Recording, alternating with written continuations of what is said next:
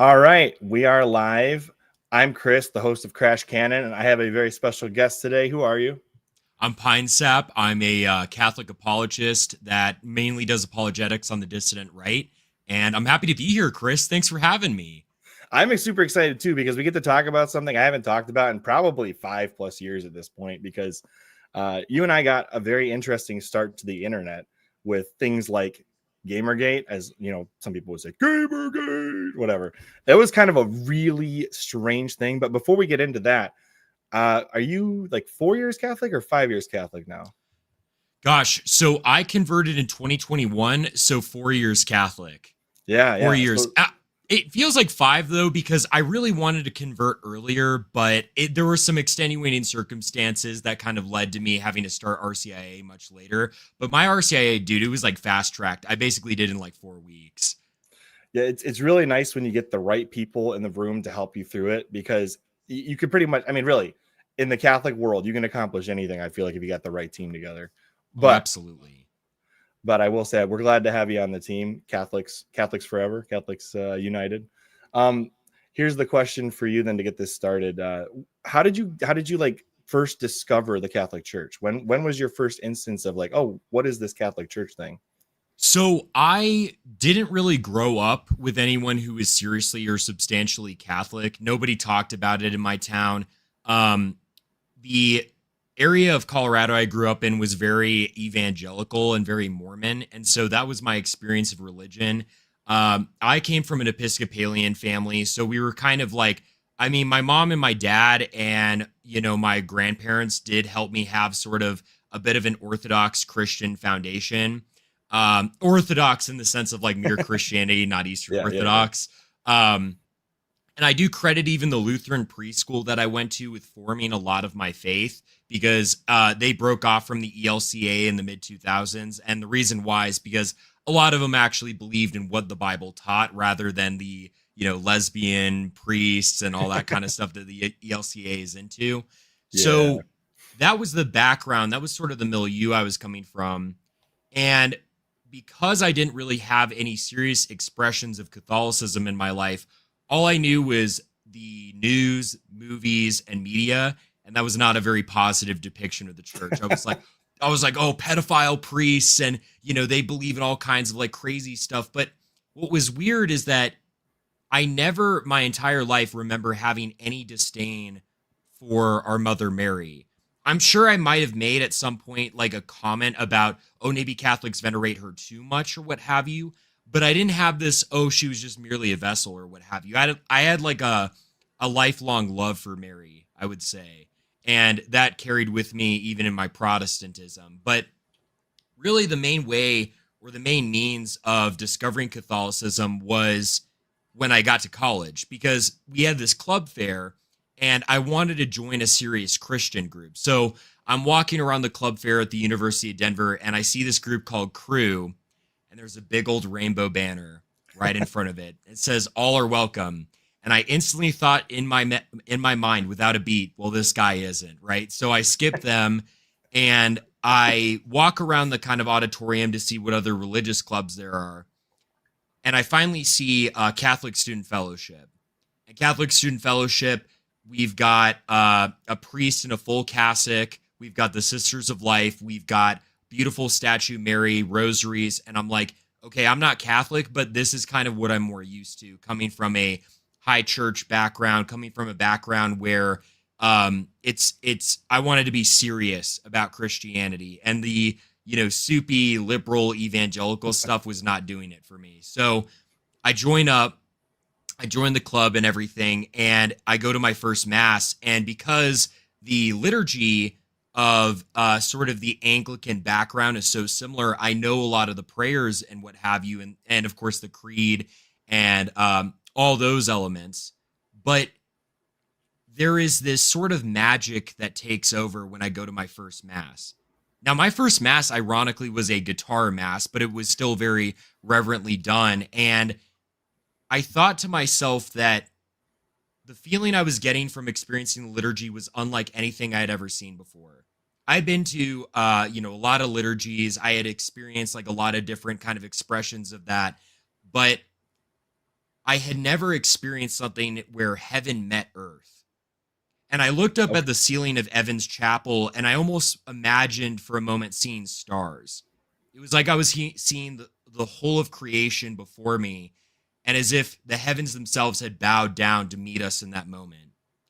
And then I remember hearing the priest say famously, if you'd like to come up, if you're not Catholic and not ready to receive, cross your arms, and I will give you a blessing. And man, I was pissed. I was so angry. I was like, these guys don't think I'm Christian. They don't think I actually believe in Christianity or want to follow Christ. What gives? Well, even though I stormed off that night, like kind of angrily and had this, bee in my bonnet, so to speak, I looked up a Father Mike Schmidt's video about why non-Catholics could not receive the Eucharist. And he said, you might be angry, you might be perturbed that you can't receive the Eucharist, but there's a reason for that.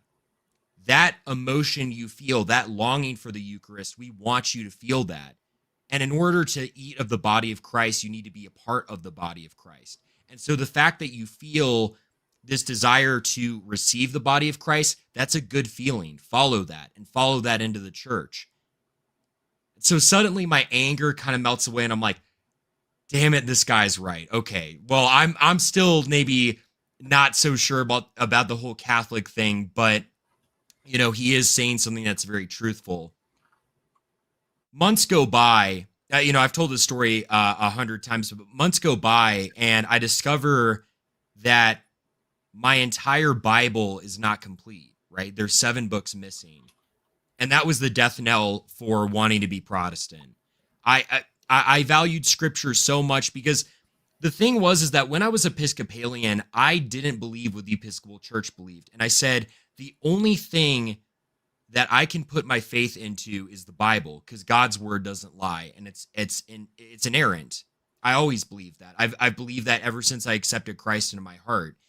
And I said, if I don't have my full Bible, then this isn't where I'm supposed to be. I need to go where my full Bible is. And so the canon of Scripture really solidified at that point that Catholicism was the one true way. I mean, the Eastern Orthodox can't even agree on what the canon is. Protestants only have 66 books. They have a Psalm 151. I know. Like, are we doing Bacardi shots or something here? We got Psalm 151 going on. Well, and they've got like, oh man, I'm trying to remember the other like. They have a couple extra. They've got like 2 extra Esdras. Yes. And they've got the Prayer of Manasseh, I believe, is also an addition they have. And then there's one other thing, I think, with Daniel, maybe. I think so, if I'm not mistaken. But their canon is not seen as being divinely inspired in the way that the Catholic canon is, and the one that was agreed upon in the early church. And you see scholars cover this, and it's like our canon is the one that is completely inerrant. Their canon is treated more loosely because they say, oh, these are like liturgical books or these are prayer books, but it's like you can't view the Bible in that way. Like the Bible is this solidly 73 book canon. And anything outside of that is just adding on additions for addition's sake, right? I mean, what makes you better than the Mormons at that point? Well, so it's funny that you say that. Actually, if you go to like older versions of the Latin Vulgate, you'll see that Jerome actually included 3 and 4 Esdras that the Orthodox included, but he wrote, these are not Deuterocanon. These are just additional historical books. Oh, okay. So like he actually had Latin versions of Esdras 3, Esdras 4. I have a Latin Vulgate, an 1899 edition. It has both of those in it. That makes sense. And I understand the sort of liturgical use, but it's like to claim that they're all the same level of divine inspiration, that's just not right. That's just not correct. No, I totally agree with you on that. And actually, it's funny you say that. I have studied like the canon of Scripture a lot. It's something that I care very deeply about. I'm a Douay-Rheims supremacist personally. It's my favorite one. Is goated. But I also like the Knox. The Knox Bible is great too. Have you ever had any experience with that one? Yeah, the Knox Bible and the bit I've read, Ronald Knox did an excellent job on his translation. I love how it's still a faithful English translation, but he uses very beautiful verbiage in his translation to, I think, really communicate like the breadth of Scripture. I still need to buy a Knox Bible. I've only read excerpts. Somebody did point out your audio is dipping yet again. I'm not is sure it what's dipping going. again? Yeah, it is. Let me see. It's only been happening for the last like maybe 15 seconds. Most of the time you were talking about your Catholic conversion, it was not dipping. Okay, So, perfect. Let me see. I wonder why it's doing that. It wasn't doing that the other night. Maybe, I think my mic volume's a little low. Is that better? yeah. Okay. Yeah, so I had the same issue when I first started doing StreamYard. I didn't realize there was an internal mic volume control in settings somewhere. That doesn't make any sense. I'm I like, know. why is there an internal structure? Like, you've already got the settings on your screen. Like, you don't need another one. It doesn't make any sense. It's super annoying. Okay, so would you say so? Gamergate happens before you start becoming Catholic, but what does Gamergate do for you? Does it bring you into politics, or were you already interested?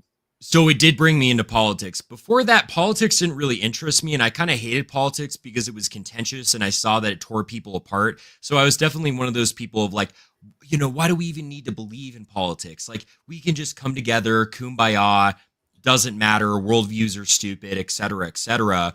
And I had a very, utopian, childlike view of politics at that point. But Gamergate forced me to consider that there are people who want to destroy what we care about. There are people who want to dismantle, tear apart, destroy the fabric of every single thing that we are fighting for and that we love. And it forced me into a position where I couldn't ignore politics anymore. Games at that point had been an escape from the real world, right? You played games to not interact with sort of the tragedy of real life, the evils of real life. And it felt like gaming at that point was kind of a safe haven from everything going on in the world. Now that was like foisted into my world and I couldn't avoid it, I was forced to actually consider politics. But the rabbit hole it took me down was, well, if they're going after games, what else are they going after and why? And I saw that they hated me for the color of my skin. They hated me from coming from a middle-class white Christian demographic. They wanted to tear apart Western civilization. And I was seeing all the reasons why they wanted to, attack everything that I loved and believed in. And it motivated me to get more politically involved and politically savvy because I thought to myself, this isn't just touching games anymore. Like games are just the precipice of the iceberg. This is a deeper problem where it's fundamentally, anti-Western thought versus Western civilization colliding together. And it's a battle for the future of our race and our religion in the West. And so at that point, I really started to discover different politics. And, I was a libertarian, right? I was like, man, I just want to be left the heck alone. At one point, like, absolutely. If you were a gamer, and then you experienced Gamergate. Most of us went from Gamergate to libertarian. Well, I would say 90% of us. And it's funny because I actually very early on had a lot of interaction with the content of the early alt-right. So like James Alsop, for anyone who had been on YouTube for a long time, James Alsop used to have a massive YouTube channel, right? And there was Black Pigeon Speaks. I don't know where that guy is today, but, he was on there. No bullshit. A lot of those guys who kind of took a more, I think, hardline approach to like race and culture than, the more libertarian YouTubers. This is so bad. But honestly, one of the people that did kind of get me to discover like alt-right thinking and even consider some of what they were saying was, do you remember Rage After Storm? That sounds like I probably heard that one before. I don't know if I ever watched them. So, oh my goodness, that's one I remember though. Yeah, Black Pigeon. I do remember that one. Black Pigeon Speaks, man. He made some very excellent videos. I actually would be curious to discover where he's at now because he's got to still be around. He made very well edited and well maintained. Wasn't videos. he in Africa? Oh, maybe he was. I thought that's why he cut off for a while because he was like in Africa or something. And then I could see him being crazy in Africa. Oh, also Paul Joseph Watson. Paul Joseph Watson was holding it down. He did a really nice job, honestly. He is such an interesting person. I mean, he's the one that I think kind of popularized what is it like the political wave type videos where like it's rolling in with like a bunch of different scenes going on and they all kind of flow together with the music. I totally agree. He popularized that style. And I think it was a good kind of introduction from going onward from like many different YouTubers. Like I think Fleckus uses that style and stuff like that, and a couple other political YouTubers to kind of introduce the topic they're speaking about. But yeah, Rage After Storm, I had like a massive crush on her. I thought she was so hot, and so I literally was like considering some of these alt-right talking points at the time because I was like, person up now. I feel like that name is familiar, but I have no idea who that is. Dude, she logged off the internet, and I don't know what happened, but she completely disappeared. But at the time, I mean, she made these like very relatively for the time, if you were a normie, like pretty good introductions to the concept of like being proud of your race and like being proud of white identity and what have you. And I mean, Lauren Southern's so cringe, but Lauren Southern did have a good video on why libertarianism is inherently like kind of a failed system. And it did introduce me to kind of considering deeper conservative politics and going beyond that kind of like ANCAP libertarian introduction to politics that I think many of us fall into. And I don't know if I was much of a John Doyle fan in high school. I think I caught his videos sometimes, but he didn't interest me too much on the regular, but I would like watch some of his stuff. So my first introduction to John Doyle was, this is kind of a weird trip, but do you remember the You Are Here podcast with Elijah Schaefer and Sydney Watson? Oh, yeah. Oh, definitely. My first experience hearing John Doyle talk was when he was on that podcast. And, really? And that they like towards the end of it, I got so angry because everybody ganged up on Catholicism at the end of the podcast. You had the Mormon guy who was producing it in the background on his laptop. And then Elijah was some kind of Protestant. I don't know what he was. And then Sydney's an atheist. So like they're all just ganging up on the Catholic guy. And I was just like, this is the worst clip of John Doyle I've ever seen. And then after that, I watched a couple of his episodes, the Heck Off Commie and all that. And I have a lot of respect for him after that. But I was so confused. I'm like, why are they all attacking the Catholic? I don't understand it. I hope he's still Catholic. It's not looking good for him after he disavowed Nick and stuff like that. I didn't know he did that. So that's news to me. Yeah, we used to, I mean, the thing is that even though Doyle heads or Doyleites or whatever you want to call them had their own sphere, for a long time, it was a pretty like kind of amiable relationship. And then Doyle got like jealous over kind of like Nick's clout in politics and his reach in politics. And he started to like take these little snipes, and he was saying things like, oh, all Groypers are like fat and they don't take care of themselves and they don't, they don't have girlfriends and we're like jacked chads. And then everyone like made an edit where in his Discord, there were dudes literally taking like shirtless pics of themselves to be like gym progress. And we're like, okay, man, this is a bad look. This is a really bad look. And I got emotional too when I heard him say that, because I had gone to FR2. I had, met a lot of Groypers IRL, and these are well-adjusted young guys. These are well-adjusted, normal young men. They're not freaks. They're not weirdos. They're not, booger picking mom's basement types. They are actually good Christian men. And to see someone throw the people that I love under the bus like that just really ticked me off. And so it was on site after that. This is what John Doyle did? This is what John Doyle did. Okay. And he would counter signal talking about the JQ all the time, which is hugely impactful on Catholics. He's even openly advocated for eugenics. And I quote tweeted him with the head of the seat. When did he do that? He did that honestly a year ago. Oh man, this is Doyle. So I reached out to him one time and he blocked me. And ever since then, I've just not really watched any of his stuff. What did you say to him? I just asked if he wanted to come on my podcast sometime and he blocked me. Dude, that was literally it. That was the whole conversation. I said, hey man, I respect what you do. You want to come on my podcast? And then next thing I know, I'm either muted or blocked, one or the other, but it said you can no longer message this person. I was like, cool, dude, whatever. I noticed in his life, spite is a big emotion that defines a lot of his life. He's just jealous and angry at everyone around him. And I think if he instead channeled that energy towards like collaborating with people like we were intending to do originally, he could have had a budding and thoughtful career, but he just wanted to take the Blaze money and then not put out episodes for like months on end. And then the episode he does put out is either why we should emulate Disney princess male leads, or why the that was weird. Yeah, or like why the Epstein files are something we should ignore and they're a Democrat hoax. I mean, what are we doing here, pal? What are we doing? You know? Yeah, I don't know that aspect. The Disney one, I remember him doing that, and I was like, what the heck? Didn't you just roast theater kids? And now you're like, we need to be Disney princesses or something? Like, what is going on here?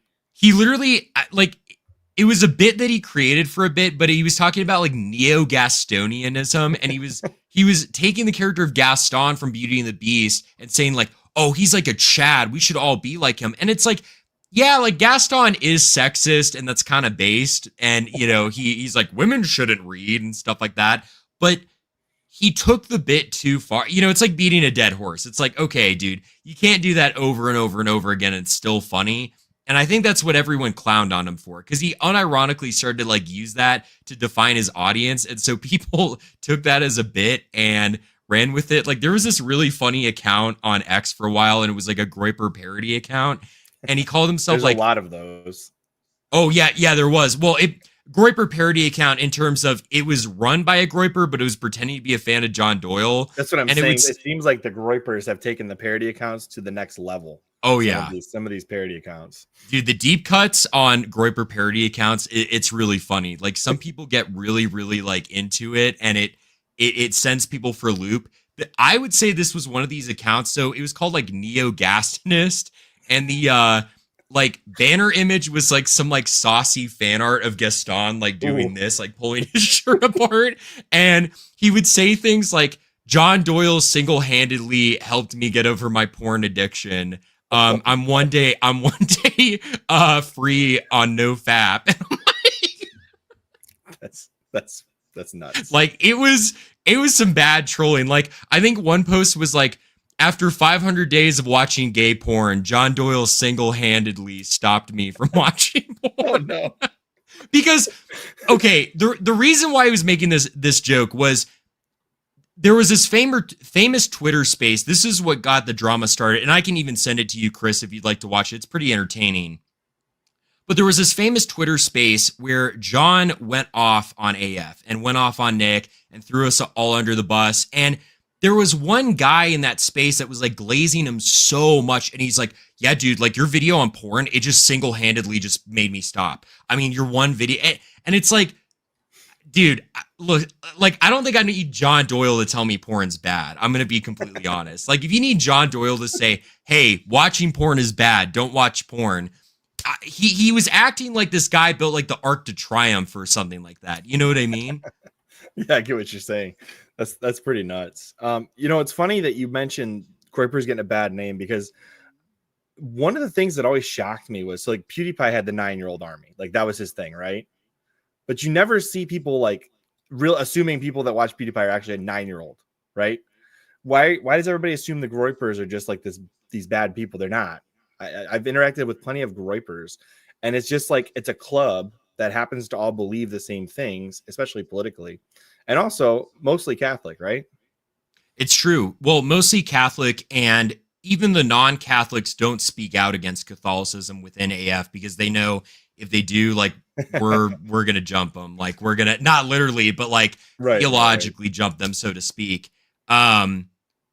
But I never saw because people went after PewDiePie almost as much as they went after other people, that especially in the Groyper space, and nobody tried to cancel the 9-year-old army that followed PewDiePie. I don't understand that.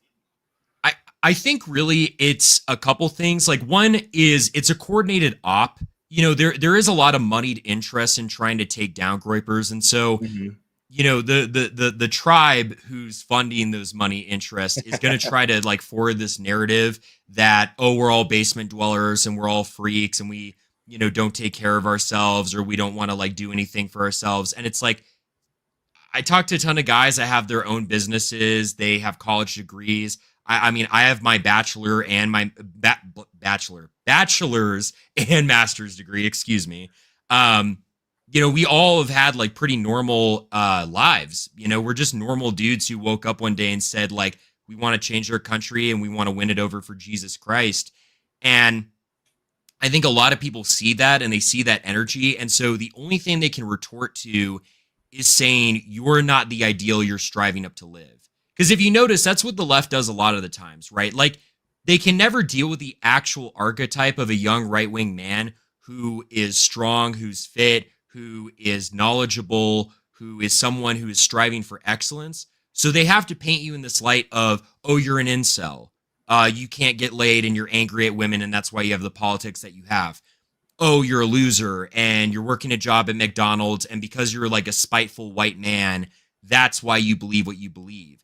And what it is it's to insinuate that if we were otherwise living a successful life, we would be more liberal. And that's far from the case. I wouldn't see that way at all. Like, I think most of the most successful people I know, I mean, I'm sure there are some liberals that are successful. I'm not saying there aren't, but I know plenty of people that are right wing. You know what the difference is a lot of right wing people don't get online using their own name because of all the cancel culture that was going on, and you're just not going to see that outspoken as much. I mean, just saying anything silly online is enough to get you canceled because your face is online, and that it's crazy that liberals can't see that risk that right wing people take. I mean, it's gotten better, I think, since, although then again. Not as better as I hoped it would, but absolutely, it has gotten somewhat better since 2016 to 2020.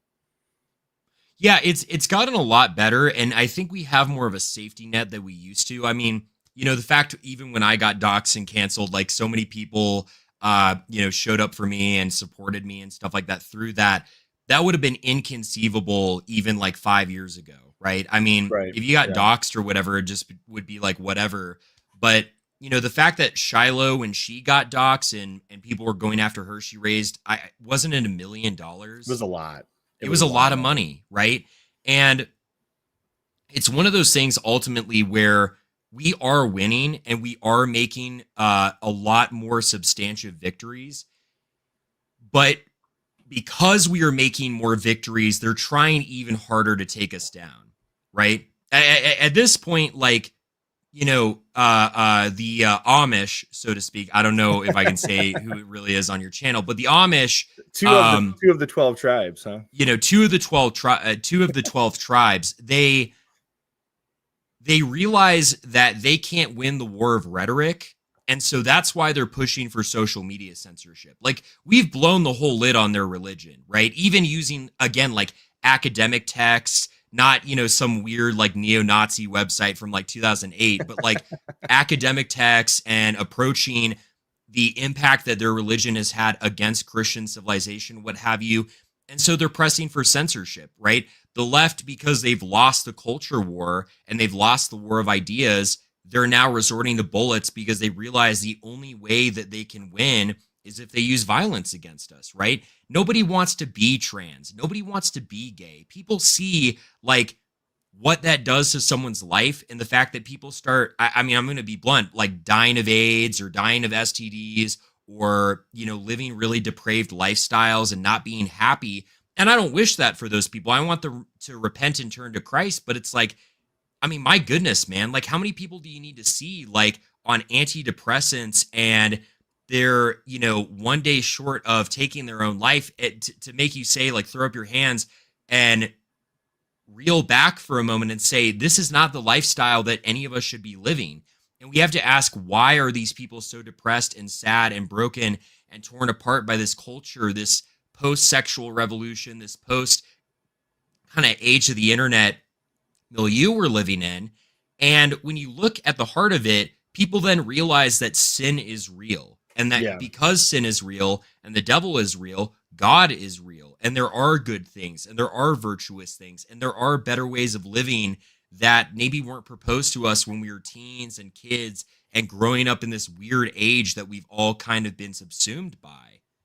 It's funny that you mentioned the imagery of sin being more prevalent in culture now, because when I see people that are really into this woke culture, not the James Lindsay woke, right? No, real woke culture, like the leftism crap, they start to look less and less human because they're doing all kinds of body modifications. They start to look kind of strange. They almost like, there's that scene in Narnia. You read Narnia, right? I've read a little bit of it. So there's this scene where the four children come back to Narnia, and they're like, "Oh, look, there's a bear in Narnia. Let's go talk to it." And the bear looks at them, and the bear's not a talking bear. And it's like this almost sheer terror of inhuman moment where they realize, "Oh no, this isn't the type of people where we've interacted with before. This is an animal." And Right. sometimes you look at people who have done these things, and sometimes you're like, "How do you still maintain humanity after you've done all this stuff to yourself?" I mean, Like there's still spending. dignity there, but it's hard to Oh find. yeah. Oh, undoubtedly. I mean, spending any amount of time around those people, you soon kind of glean and realize that they have reached a point where all of the life, all of the sort of essence, the meaning and love and light in life has been taken out of it. And they're just kind of getting through the day.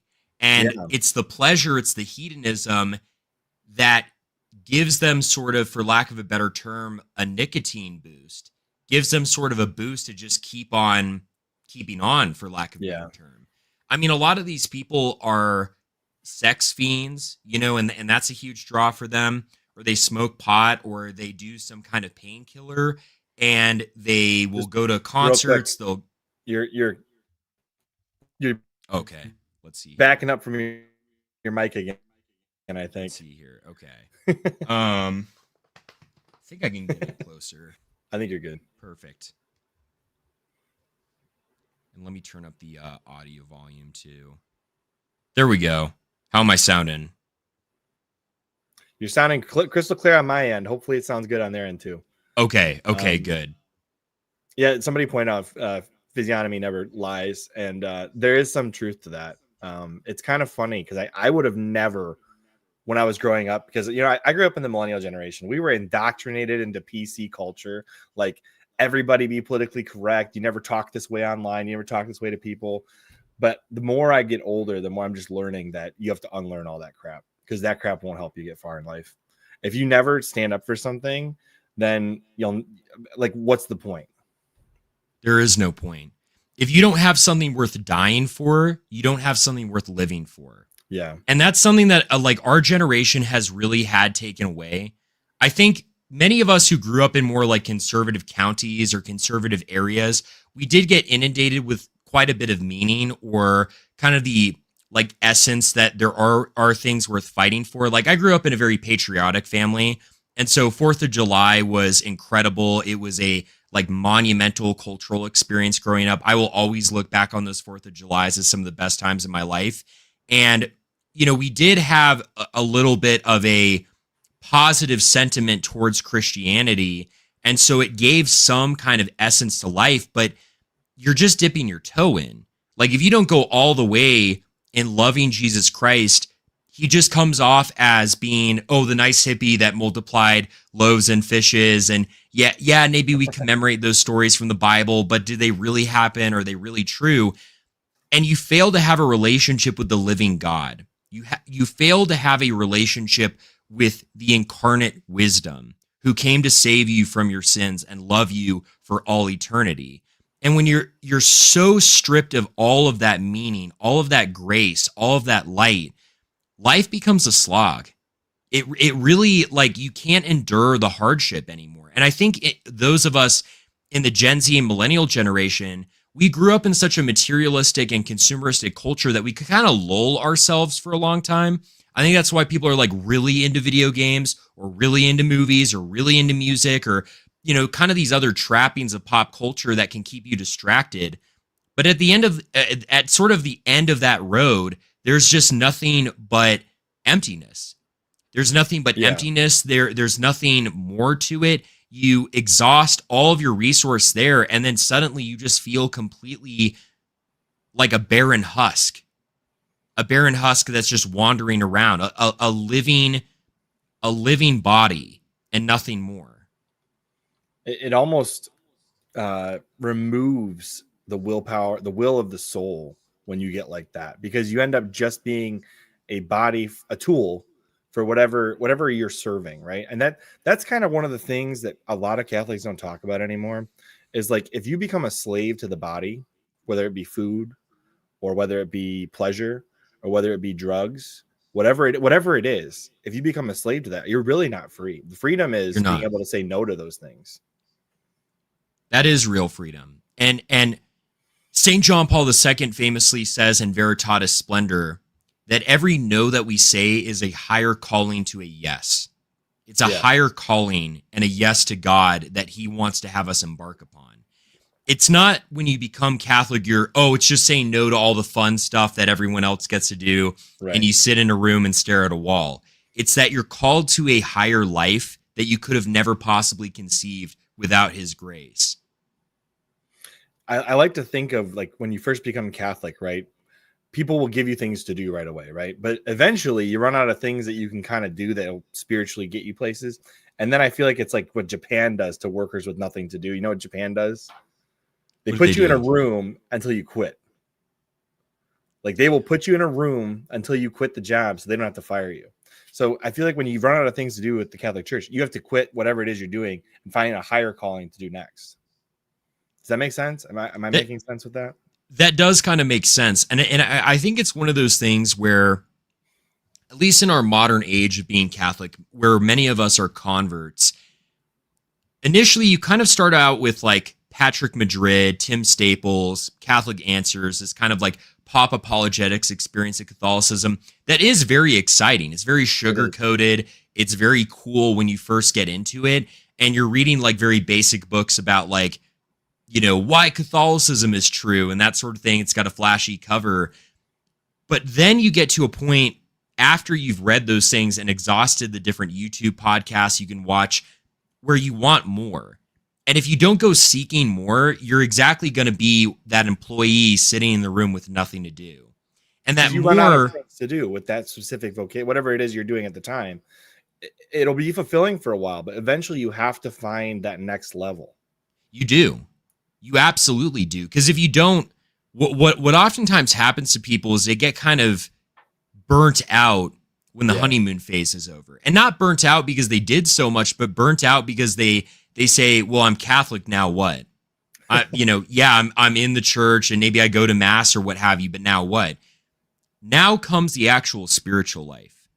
And that is something far more enticing and infinite than just reading like basic facts on Catholic Answers and watching a bunch of podcasts. Right. This sort of experience of internet Catholicism, as much as I'm a part of it or what have you, it can't be your why. It can't be where you end. If it's where you end, you're going to have a shallow faith. And if you have a shallow faith, you're going to have a shallow experience of God. But God wants to offer you more.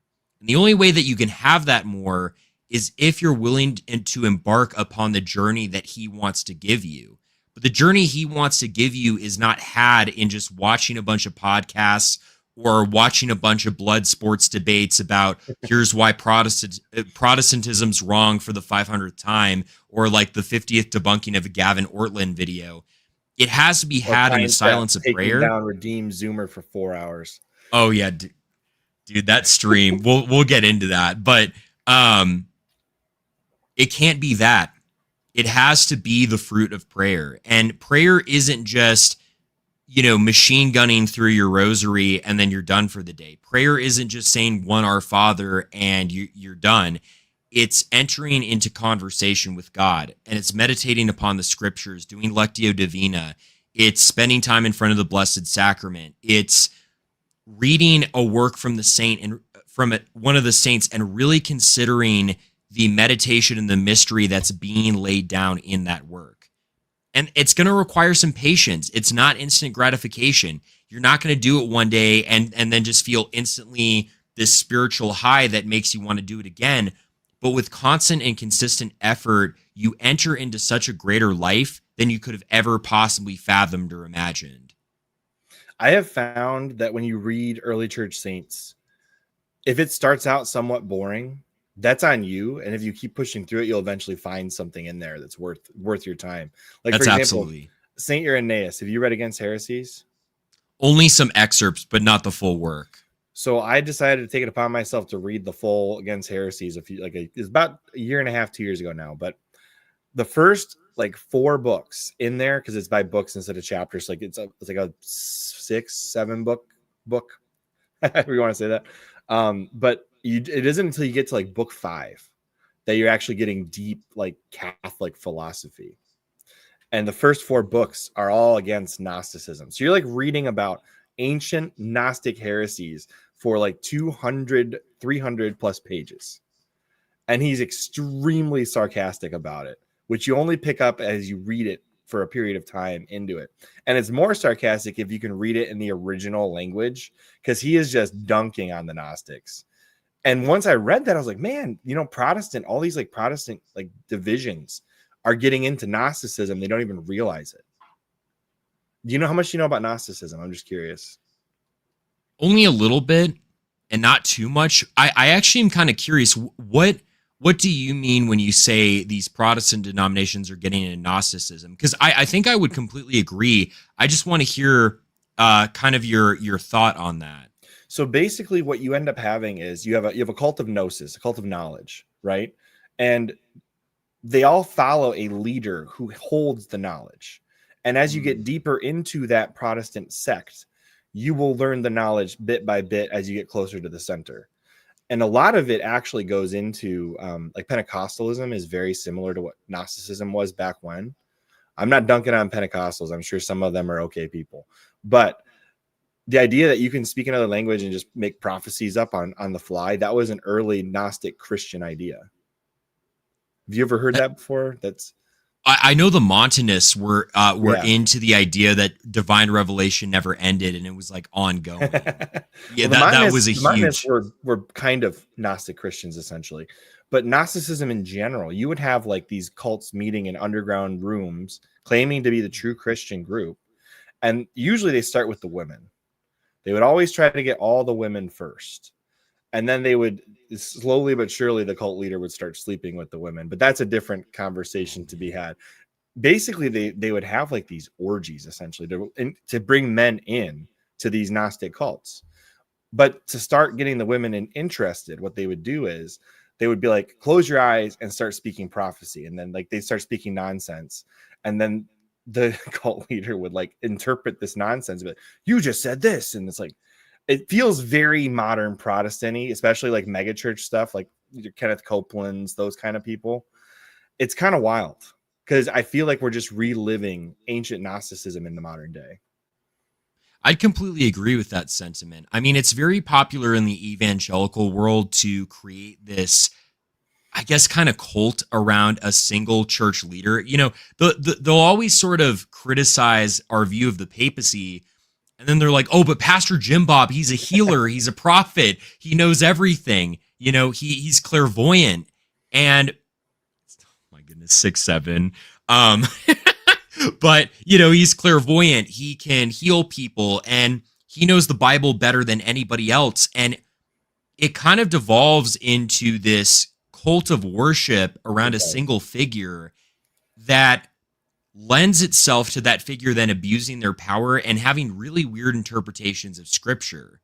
Yep. I always notice that with these groups, you know, Protestants do this tug of war, right? They'll like go after this one leader, they'll follow him, they'll continue to quest after him. And then when someone calls him out, the language is, well, we shouldn't have any leaders. Follow no man, just follow Jesus. But that doesn't coincide with the fact that the Bible itself tells us there are elders, there are leaders, there are shepherds, there are pastors. And they do this weird tug of war where it's like low church versus almost kind of a Gnostic, like cult-like relationship with the pastor. And I see it just kind of tear apart these Protestant denominations like all the time. It's very ridiculous. Yeah. What the heck? Something just fell upstairs. I think everybody's okay. I didn't hear any screaming. It was pretty loud though. Anyway, sorry about that, guys. This one cracked me up. I'm not going to answer this on stream, but hopefully not. Hopefully not. I did read an interesting, or I'm in the process of reading a book. It's called Enthusiasm by Monsignor Ronald Knox. Have you ever heard of this book? Oh yeah, I did. I had a mentor that was really into it. So the premise of it is that if all of your faith is based on enthusiasm, what happens when the enthusiasm runs out? That's the main premise. And what I see is you see, like, especially in like the charismatic movement, which I'm not a part of, but I was briefly involved in some charismatic stuff and realized it wasn't for me. There's an emotional roller coaster associated with that style of Catholicism. And once you get off that roller coaster, where do you go? Right. So like that's kind of, it's a modern version of this enthusiasm Monsignor Ronald Knox is talking about. He's got amazing writings. If you ever want to read a more modern, what I would consider like in the running for doctor of the church kind of a thing, Monsignor Ronald Knox is amazing. He is amazing. Check out he was a great apologist. Oh yeah. Just don't look up his voice. What? Oh, is his voice not It doesn't match the writing. Let's put it that way. Oh, dang. I am going to just like look that up just so I have it, because I do want to listen to it after. I couldn't believe it. I was like, was it like high pitched or? Picture like, oh gosh. I hate that I'm saying this, but picture like a dweeb on the radio. Super high pitched, just kind of Kermit the Froggy. I was like, oh no, I can't do this. There's only like a few recordings of him online, thankfully. Just don't listen to them. Just read what he had to say instead. That's okay. Hey, listen, he was an autist. We love our autists, and sometimes you just have a high-pitched voice. That's okay. There's nothing wrong with that. Now, that guy translated the entire Bible on his own into more modern English. Like, how many people can say they've done that? Not many. I mean, literally, those projects are like multi-year, and it's like building a cathedral. Like, the original guy will die, and someone has to like inherit the project after he's gone. Yeah, so he literally spent one of the last like decades of his life making that Bible. And he said, like, there's a book called On Englishing the Bible that he wrote where he talks about his experience doing the Bible translation. He said, I have been reduced to the last 4 letters of my name because now everybody knows me as the guy who did the Knox Bible. That's crazy. He said, nobody will ever remember me for anything else other than I translated the Bible. And I'm like, that's kind of crazy to reduce a life down to just that. Like St. Jerome, what do we know St. Jerome for? I guess the Vulgate. Yeah, that's what people know him for. But he had a whole lot of other things going on. Like he corresponded with people about how celibacy was the way to go and all kinds of stuff like that. Like he had a whole lot to say about celibacy. You know, Monsignor Ronald Knox might have viewed that in a bad way, but let's consider the fact for a moment that if our lives were to be known about one thing, what better to be known for the word? Word is also a 4-letter word. Yeah. Ironically. Yeah. And to be known for the word, to be known for divine revelation itself and partaking and translating and guarding and safeguarding it in any way possible, I can't think of anything more poetic. I would be honored to be known for any contribution in helping people understand Holy Scripture. Yeah, that's a good point. I mean, I think he was making the counterpoint, though, like, of all of his life's work, people know him for this one thing now.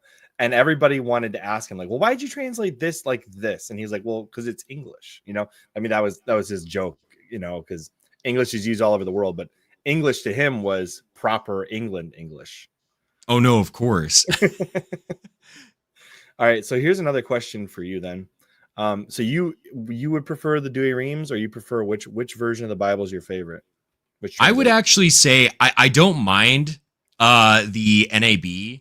Okay. The Nabre, or not the NAB, the Nabre. I do kind of like the Nabre a little bit. The New American Bible Revised Edition. Yes, I do like the New American Bible Revised Edition, but I will say I think probably my favorite and the one I do use the most often is the RSVCE. The RSVCE is just it's so dynamic. First edition. Oh man, I'm trying to think. Second edition is the Father Mike Schmidt's podcast version. Is there a substantive difference between the two? I wouldn't know the difference. Kind of. Basically, the first version was considered a little too politically correct to be Catholic, so they did a second revision. Okay, so yeah, then the second revision. I think that's the one that the RSVC Bible I have, I believe, is the second edition. So Ignatius only produces second Catholic edition. So if you have an Ignatius Press Bible, it's most likely Second Catholic Edition. Well, I have their study was, Bible, so I definitely then have a second edition. That'll definitely be second edition. Is it the Scott Hahn one then? Yeah, I love that one. A hulking beast. Dude, that thing is massive. It's a tome. Like when you're holding it, you feel like you are a wizard pondering the orb. There's no other way to describe it. You feel like you're a Dungeons and Dragons game master, just like creating everyone's fate and, you know, bending reality as you see fit. Like nobody has any limit on your power. All right. I think we've gone off track a little bit here. I do want to get back into where we were at. We're talking about Gamergate. We got with the Black Pigeon Speaks and Rage Against the Storm. Or Rage Against the Storm, is that right? Rage After Storm. Rage After Storm. Okay. Not Rage Against the Machine. My goodness. I'm mixing a band with yeah.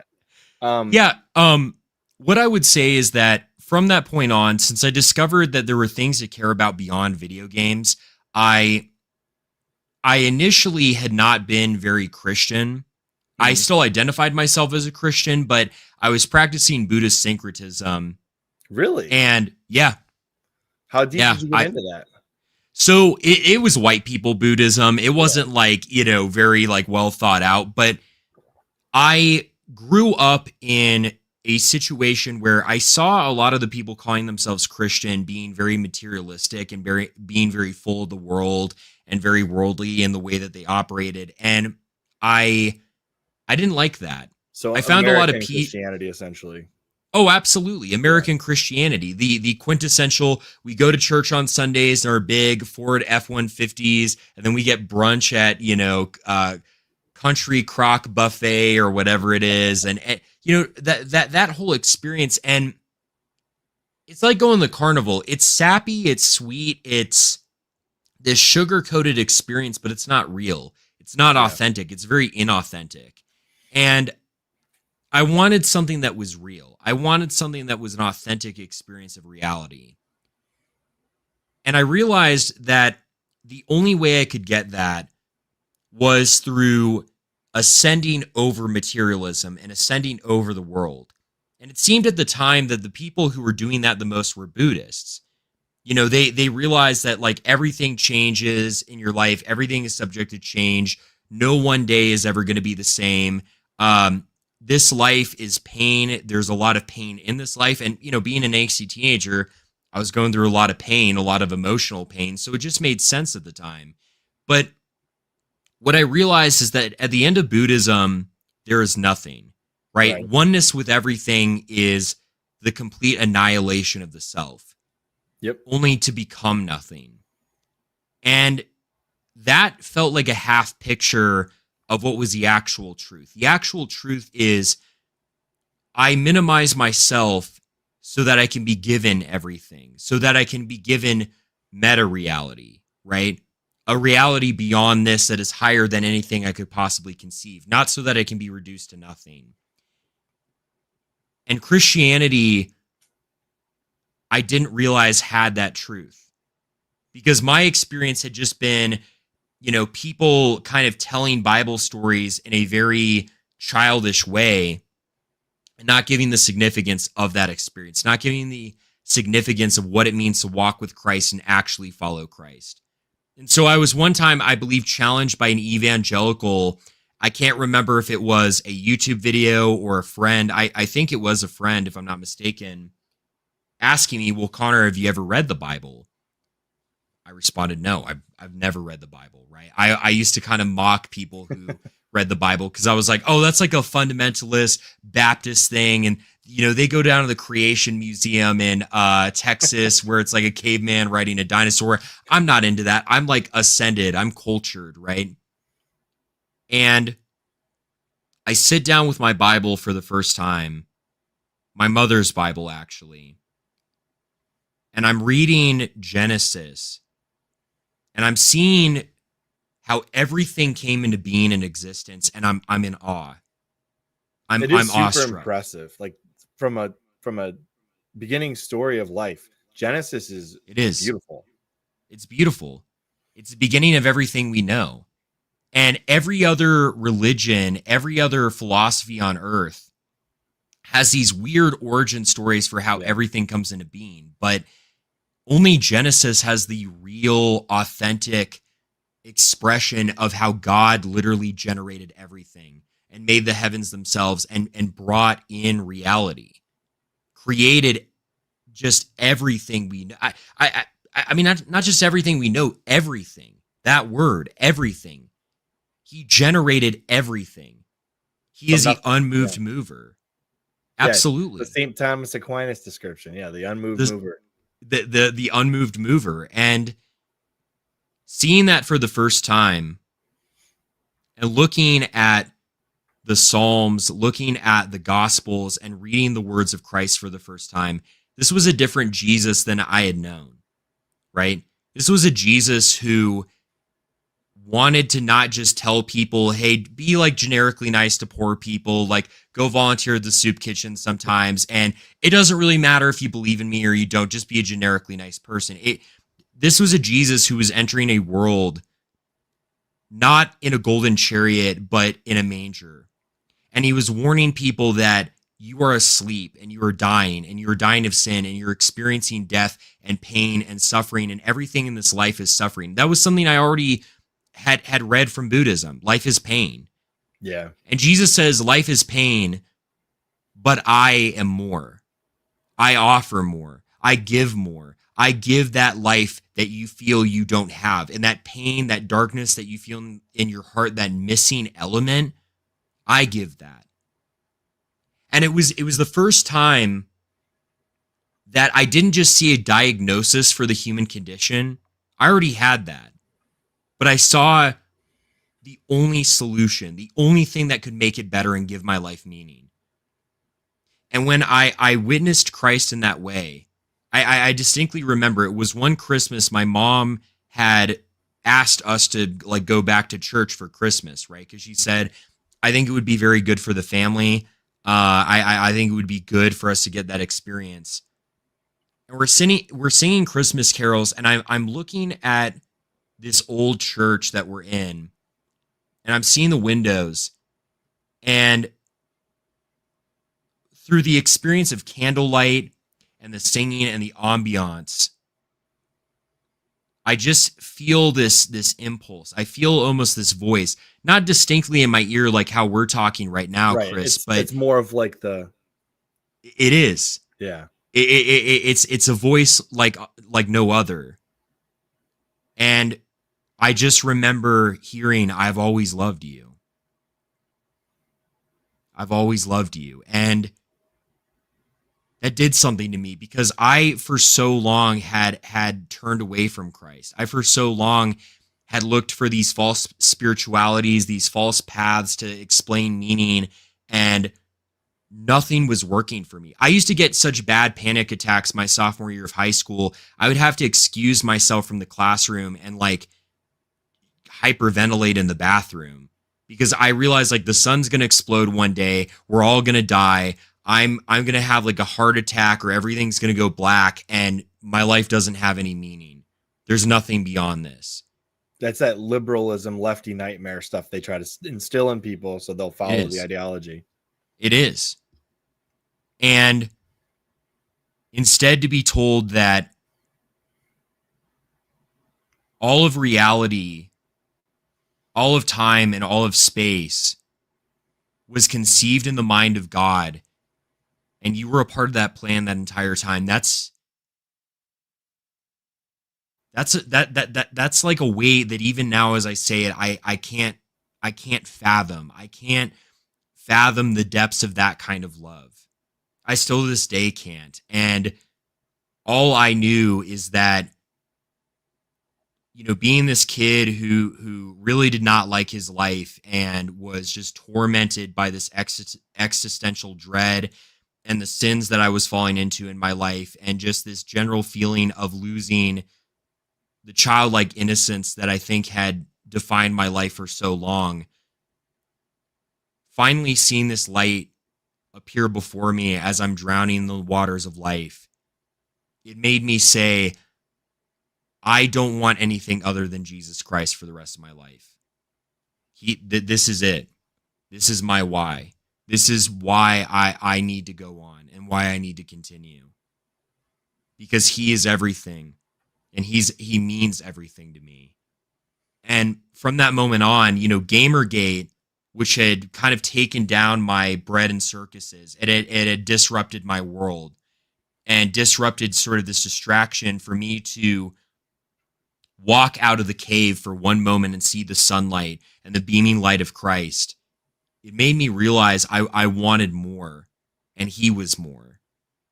And my life was never the same after. It's funny you mentioned the leaving the cave and seeing the sunlight. Isn't that one of Plato's stories where the guy leaves the cave and goes back in and tell everybody, there's sunlight, guys, let's come out of here, and they all kill him? Yeah. I mean, it's very much like typified by how things happen. Like when you first see things in the way God wants you to see them, and you go and tell people about it, they want to shut it down. They want it to be over. They're like, no, you're wrong. And they don't even bother listening. They just want to shut it down. They do. Because once you've seen the light like that, and they're in the darkness, they're eating the bread and watching the circuses. They don't want out. They want to stay in the cage. They want to stay in it forever. And they want to be in the Matrix, the Andrew Tate thing, right? They want to stay in the Matrix. They really do. And people have this intuitive understanding, whether you're using an analogy like the Matrix or the cave, that there is this reality outside the one that most of us experience that is so much more full and rich than what we're being given. And when Plato used that analogy of the cave, the way that he talks about the man who had the love in the first place to even want to leave, not only leave the cave, but lead other people out of it. This dialogue you're reading in him speaking about that, he calls him, I believe, the virtuous man. Yeah. And he's speaking, right. Exactly. And he's speaking with his brother in this dialogue, and they say, or he says rather, in this conversation with his brother, would they not kill him, this perfect man, if he tried to lead them out of the cave and lead them out of their reality? And he said they would. Yep. And that man who he's speaking about, that perfect, virtuous man, that's Christ. Yep. Christ came to lead us out of the cave. Christ came to leave us out of watching the shadows on the wall and seeing finally the face of God.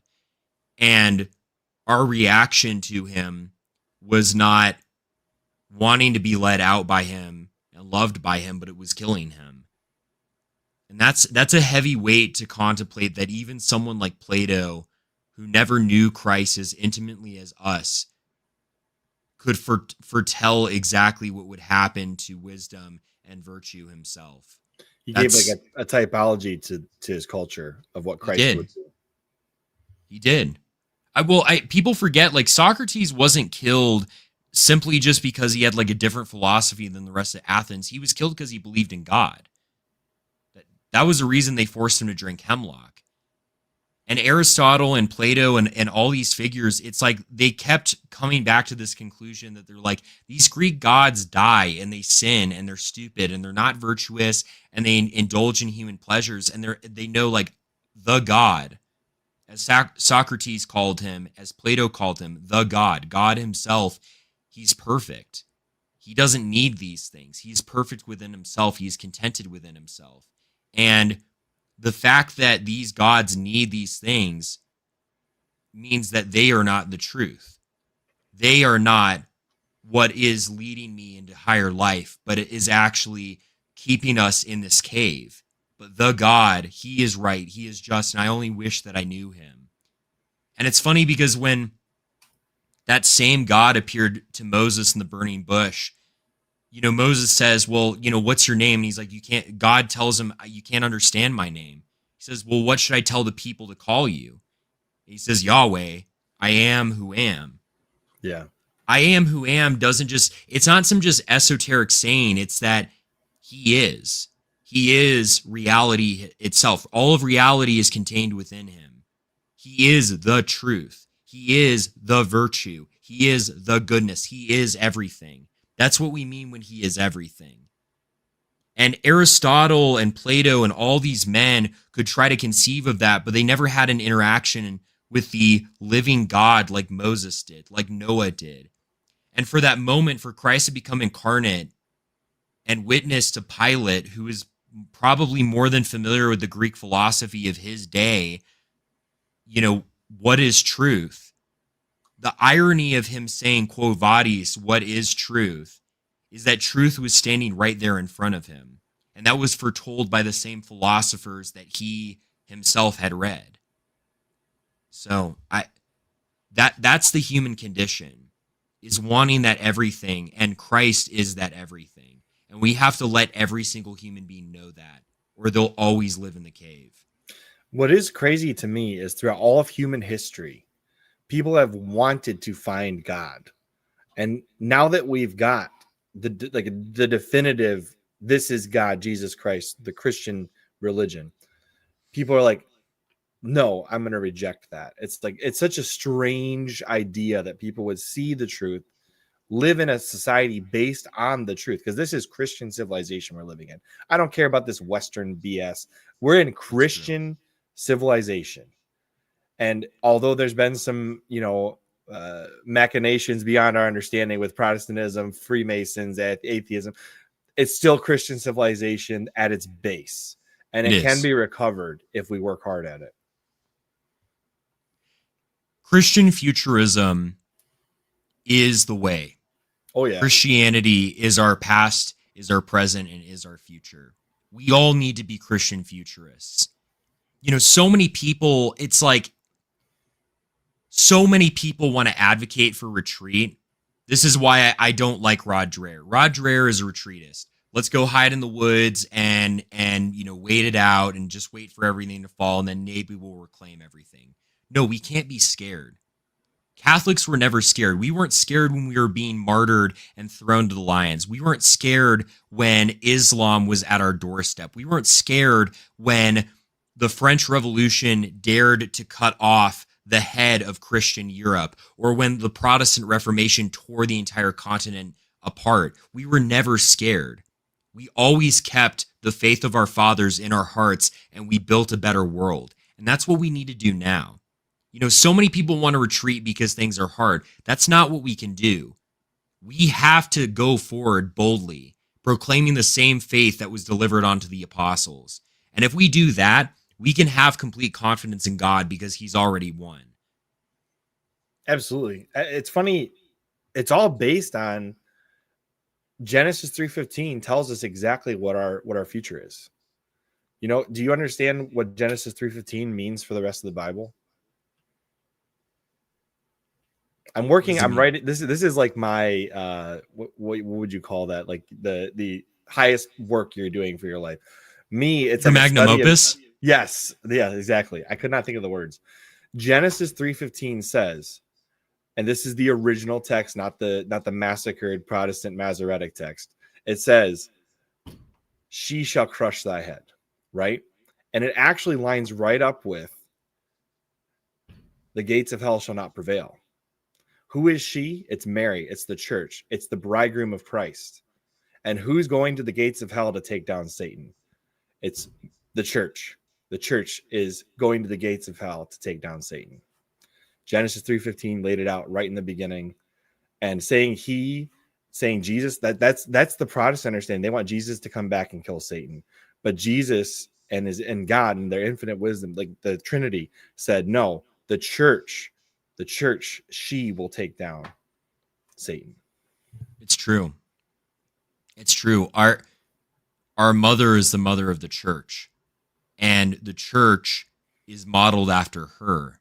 And so the fact that she bore our Savior means that when the church bears witness to God, they bear the image of Christ as our mother bore Christ in the manger and brought life into this world, the life itself, right?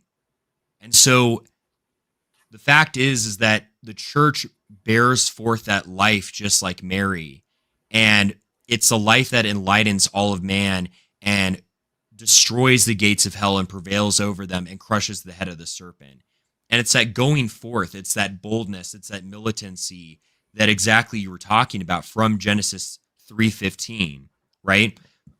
This is why I remember someone even wrote, I haven't had the pleasure of reading the book, but I've heard it's very good.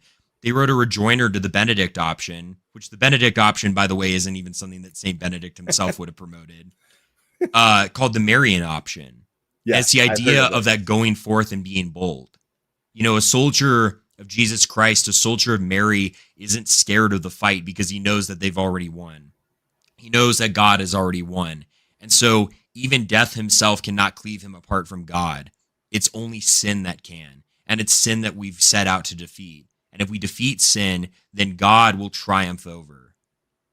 Yeah, the biggest change when you go from Catholic philosophy to Protestant philosophy, especially when it comes to the gates of hell and that they shall not prevail, is if you say it's he shall crush thy head, it immediately takes the onus off you from doing anything. Because I don't got to do anything. Jesus is going to take care of it. I literally, it's the faith alone. If I believe in Jesus, he'll go take care of Satan for me. I could just keep living the life I'm living. But the Catholic Church has it right. It's no, she, as in the church, will take care of Satan and we will defeat him with the help of God. And it's not, it doesn't take the onus off the work you have to put in. Whereas Protestants will lay back and say, no, it's he shall crush thy head. Jesus is going to do it. I'm just going to keep going to church on Sunday and having my American Christianity. It's true.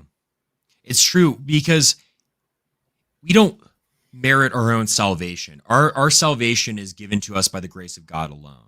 You know, that's why like sola fide, faith alone, that statement in of itself isn't actually wrong, but it's the context that makes it wrong and makes it a heresy, right? But the fact is that God's grace working through us makes us soldiers and moves mountains. This is why, despite seeing all different manner of heresies and schisms perish in the world, I mean, Constantinople, when it decided to blaspheme the relationship that the Holy Spirit has with the Son, fell on the feast of the Holy Spirit, fell on the feast of Pentecost in a providential way as a punishment from God. The Protestant heresies, what's happened to them? All the mainline churches have died.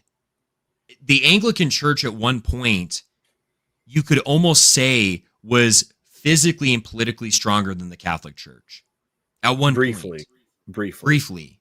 Yeah. Now it's fallen into complete irrelevancy, and their churches are empty, and the Church of England is looking at a very near death. In 2030, there might be no Anglicans at all. Dare we hope. Dare we hope, right? And it's funny because... Sorry, I had to use the Bishop Barron meme with that one. You gotta that point. Chad Barron. It's that Reddit post he did a long time ago. Oh, this was like in like 2008. He's got like the guns ablazing. Yeah, guns ablazing. It's like, so you think your religion's better than others? Yeah. Somebody asked him, what's it like knowing your religion's false? He said, wouldn't know. Dude, that is so real, honestly. I love that. That's amazing. That is some good energy right there. Yeah, Chad Bishop Barron. He is a Chad. Chad Bishop Barron right there, man. Even if he said some things that people are like questioning. No, at his heart, that man is a Chad. At his heart. Well, and it's funny because honestly, when you really get down to it and you ask him like distinctly, like, you know, Bishop Barron, do you believe this or believe that? He's like, I believe in the teachings of the church.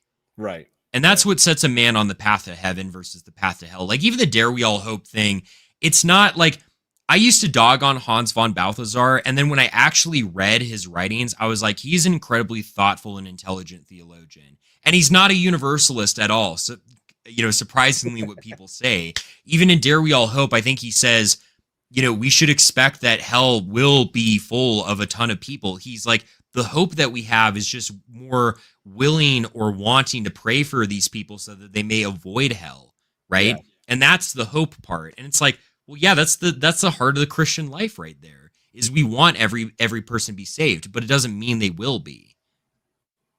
Absolutely, yeah. And I always pray that anybody who's not Catholic converts.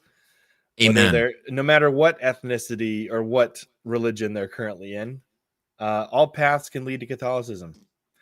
I always used to say that's like Pope Francis. There was that quote that people always used to throw up on the screens, like all religions can be a path to God. And I'm like, yeah, they can all lead to Catholicism. Hey, I mean, it's true though. Like, Cardinal Jean Denelou would famously, something that I love is like when people do comparative religious studies and they point out the elements of truth in these false religions, say, oh yeah, this is how it leads to Catholicism. It's very true in that way. It's extremely true.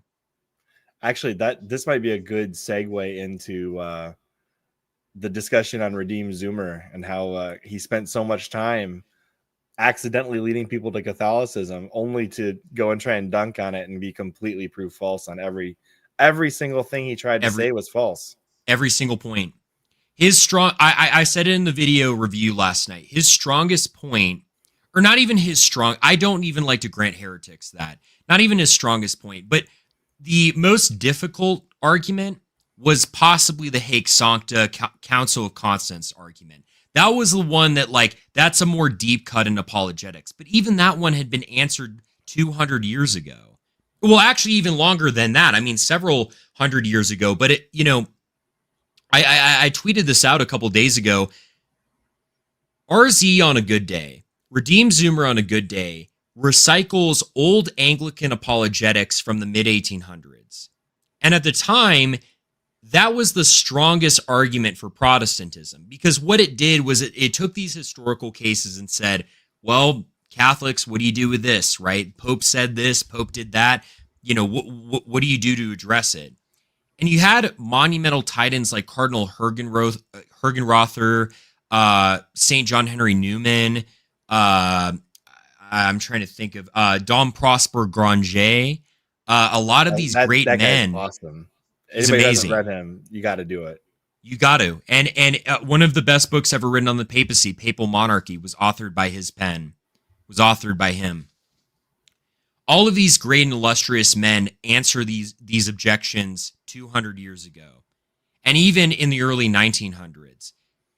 But men like Gavin Ortlund or RZ have been appropriating those apologetical arguments to try and recycle them and promote them again as new packaged points against Catholicism. They're not. They were answered back then, and they've been answered now. And if anything, the scholarship that we even have now has only further proved the Catholic case for Christianity. Yeah, and what I've learned is there are no new heresies. You can find a repeated heresy throughout the church's history. They're 100%. All there. They rebrand. They describe them as something different. They claim it's Protestantism, but it's really just recycled heresies in the modern era. And what's funny is that the most heresy crept in during the Protestant Reformation. The absolute most.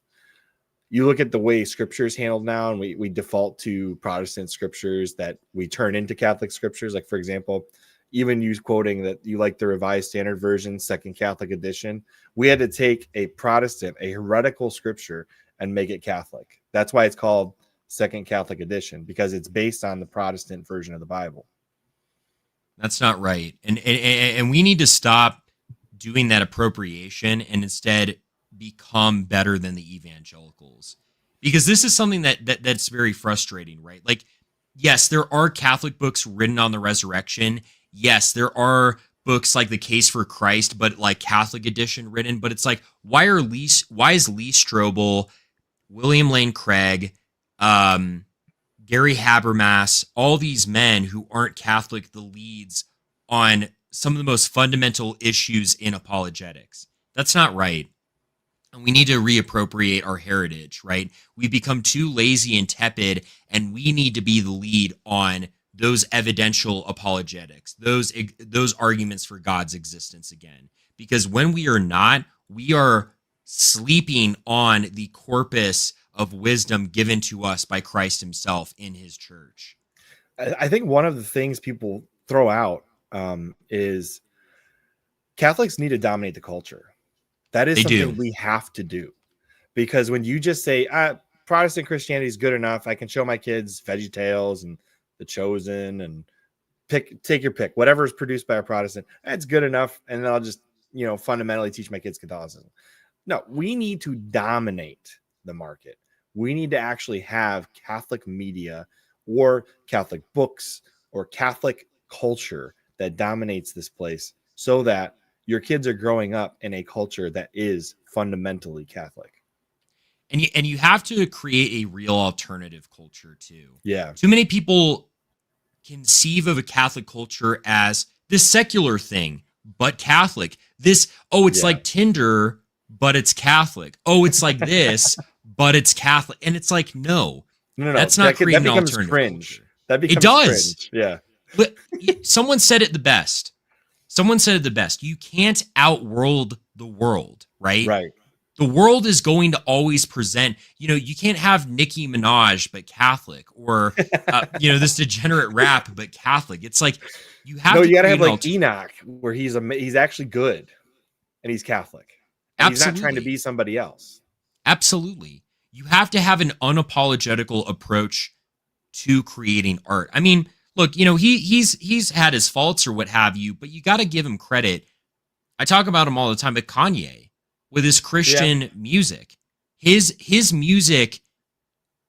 Look, this is going to be glazed, but I'm just going to say it. When people have said of him, he is like the Wagner of our time, I would agree with that. And I wouldn't agree with that just because I think that his rap is really cool to listen to, but he elevated the art form, right? He completely elevated the art form, and it can't really even be called rap anymore. It's an experience. He put himself in the music. You can feel Kanye when you listen to Kanye. Throughout his entire history of music, you can feel where he is. Like, you go from 808s and Heartbreak, you can feel like that sadness, that electronic, artificial, just sadness of his life at that time. And then you roll into what's the Dark Twisted Fantasy or whatever that one's called. Yes. And then you kind of have this uplifting but still something missing feeling. You do. And then you get into his Christian stuff, and you can feel that he's in love with God at the time. You can. You really can. And I mean, like, the whole experience, Jesus is King is like a nice foretaste, but where it really hits is Donda. And even his whole arc when he was like on Gavin McInnes's show, when he was on Alex Jones' show, like, yes, there was a lot of funny stuff in theatrics, but when he said like Christ is king and that's the only thing that matters. And there's even the image of him in sort of the Donda, balaclava, police vest, and he's like kneeling down and he's receiving God. He's receiving this grace. He's receiving everything that God is with humility. That's the journey of a man. And that's real art. And that is a real alternative to the evils of Christian culture we see. It's not trying to just be a knockoff. It's not just trying to be the world, but done in a Christian lens. It's something real and alternative, and it's escaping the cave. And that's what we have to create. That's what we have to strive after.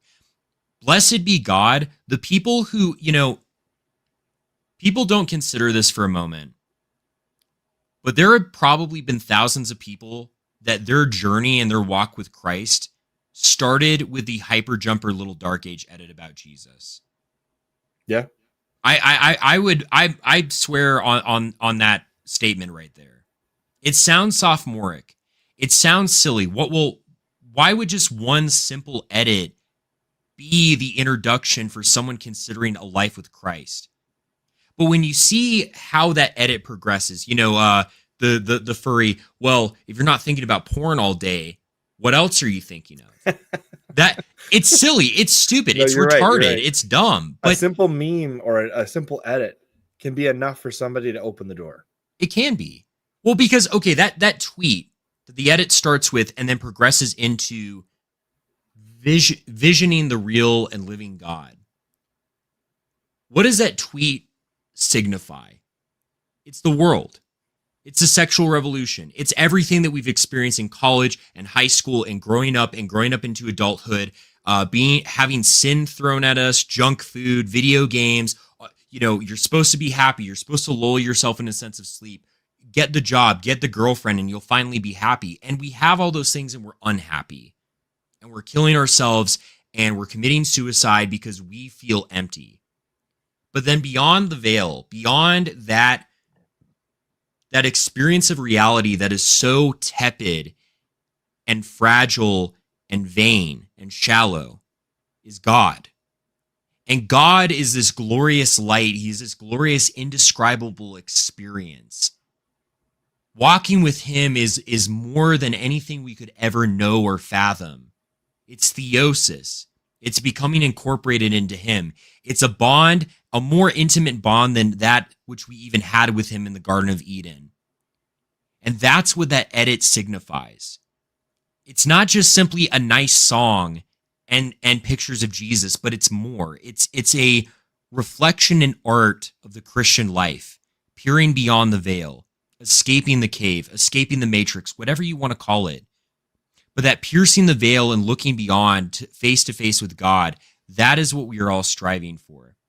And so thanks be to God that Hyperjumper in one edit could have been responsible for thousands of souls accepting Christ in their heart and becoming Catholic. That is something that we should praise and thank God for, that he imbued that man with the level of artistry to be able to lead people on potentially a life-changing journey just with one simple video. And this is actually for similar reasons, but why I respect Anthony Abate with Twitter is, yeah, he sits there and dunks on people and trolls people and kind of pisses people off. But he gets that little bit of that itch in people where they're like, what is this guy about? Like, why is he trolling all these Protestants? And then people start to ask questions. And it brings people kind of in a counter way than you would expect to the faith, in a way that I've never seen anybody else kind of attack apologetics. Anthony, I really respect that about him, that he can take a troll and bring people to Christ. And Anthony, in doing so, is using the vehicle of humor to communicate a deeper truth. And that's beautiful, actually. There's something very poetic about that. The vehicle by which Christ touches a life can be anything from comedic to witnessing a work of great art or a piece of music, or even looking upon what he created and fashioned with his own hand, creation itself. But all those means lead to him and are the start of a journey that is indescribable. And we look back on it and we laugh. It's like, how could a meadow, looking upon a sunny meadow, lead me to Christ? How could Anthony trolling me on Twitter lead me to Christ? But when we really consider and fathom that for a moment, it's the little means by which God leads us, snowballing and rolling into a greater journey than we could ever fathom. So I want to take you through a different interesting thought process here. I hear all the time that people are like, okay, yeah, somebody like Nick Fuentes brings people into the church, right? But they're like, but we don't like his politics. And I'm like, okay, so you don't like a guy's politics, but he's bringing people to the Catholic Church. That's half the battle right there. Even if you didn't like anything the guy has to say about politics, and I'm not saying that's my opinion, I'm saying I hear this from people I know, he's still bringing people to Christ in a mode of operation that no one else has touched, in a space that there is no other person at the top of, and he's bringing them to the Catholic Church. He is. You know, people can sit here all day and they can nag Nick because, oh, he says some curse words sometimes, and not cursing like our Lord, but, you know, like cuss words or whatever. Who cares? You know, words are words. I'm going to completely agree with you. I'm going to completely agree with you, Chris. Words are words. You know what he is? You know what people really, really, really respond to? He's real. What's that? Yeah. He's real. He's not lying to you. He's not lying to you. People want what is real because what they see around them isn't real. And I think even in the Catholic apologetical sphere, something that has perturbed me for a long time is people just sometimes aren't real. We hear about all these people and it's like and I'm not naming any specific names or even thinking of a certain individual saying this, but we have, oh, hey, it's Haley. Hi, Haley. She had nothing but nice things to say about you, FYI. She is a very sweet woman. She is gonna be a great mom. She's already a mom, but she's gonna be just a fantastic saint in heaven praying for us. I mean, she's a wonderful woman, and I've always had nothing but pleasant interactions with her.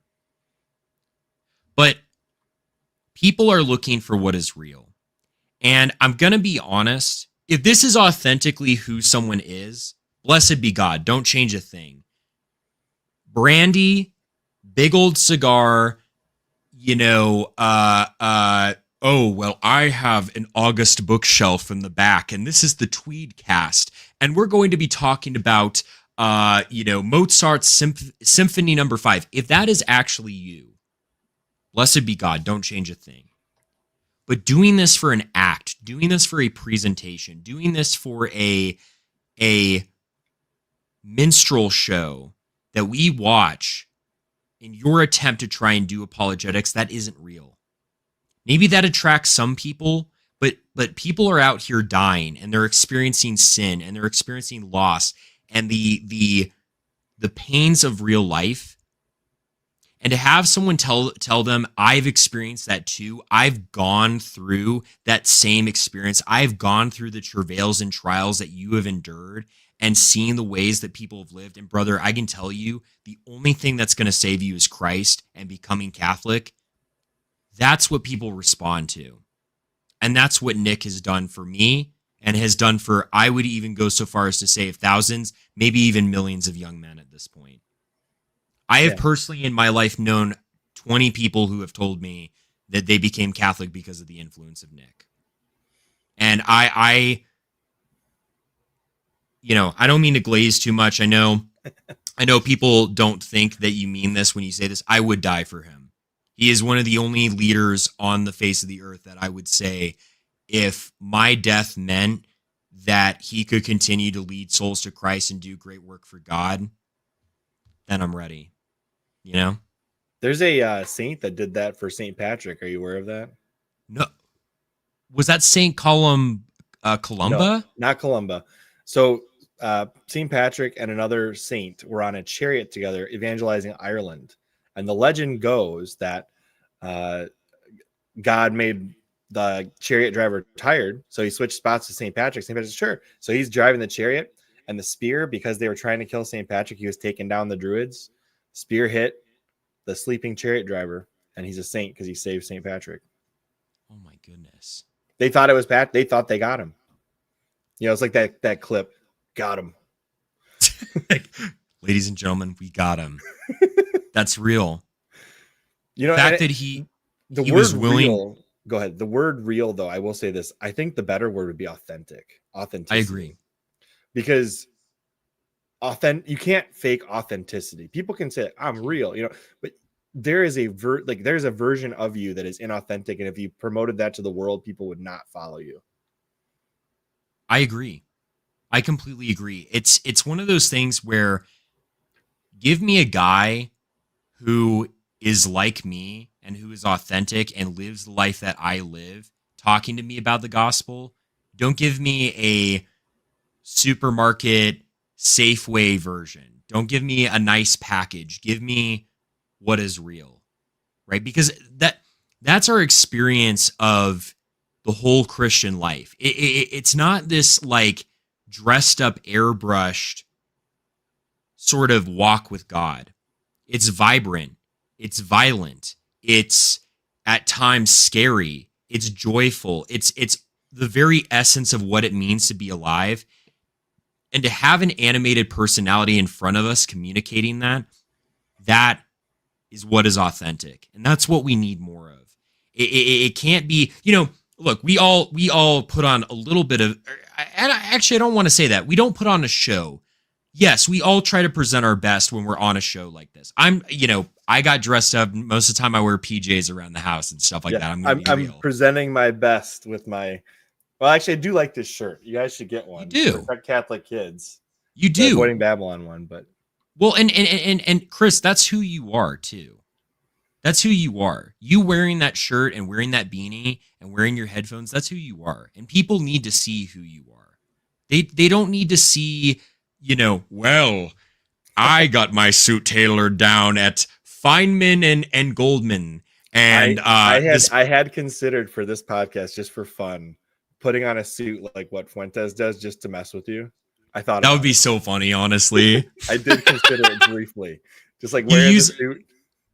Dude, what if you use like the same background too while I you were could do doing it. it? I could make it happen. I thought That about it that would briefly. actually be pretty funny. I would, I would love that, dude. That is hilarious. I'll tell you what. If somehow if the streams cross at some point and I have you or Fuentes on again, I'll try and do it.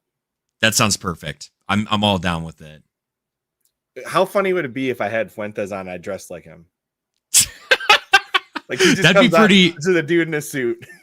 Yeah, that'd be pretty. Like just matching all of a sudden. What if he? Okay, what if he though did sometimes a style he does where he wears like a hoodie and you're like dressed up in a suit, man, and it's funny. Like a mismatch by accident. That would be kind of funny.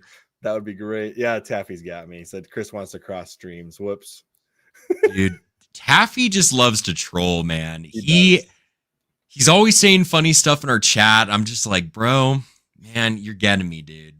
He still hasn't made me an intro. He said he would. He never has. Although I do like my intro. I do like my intro.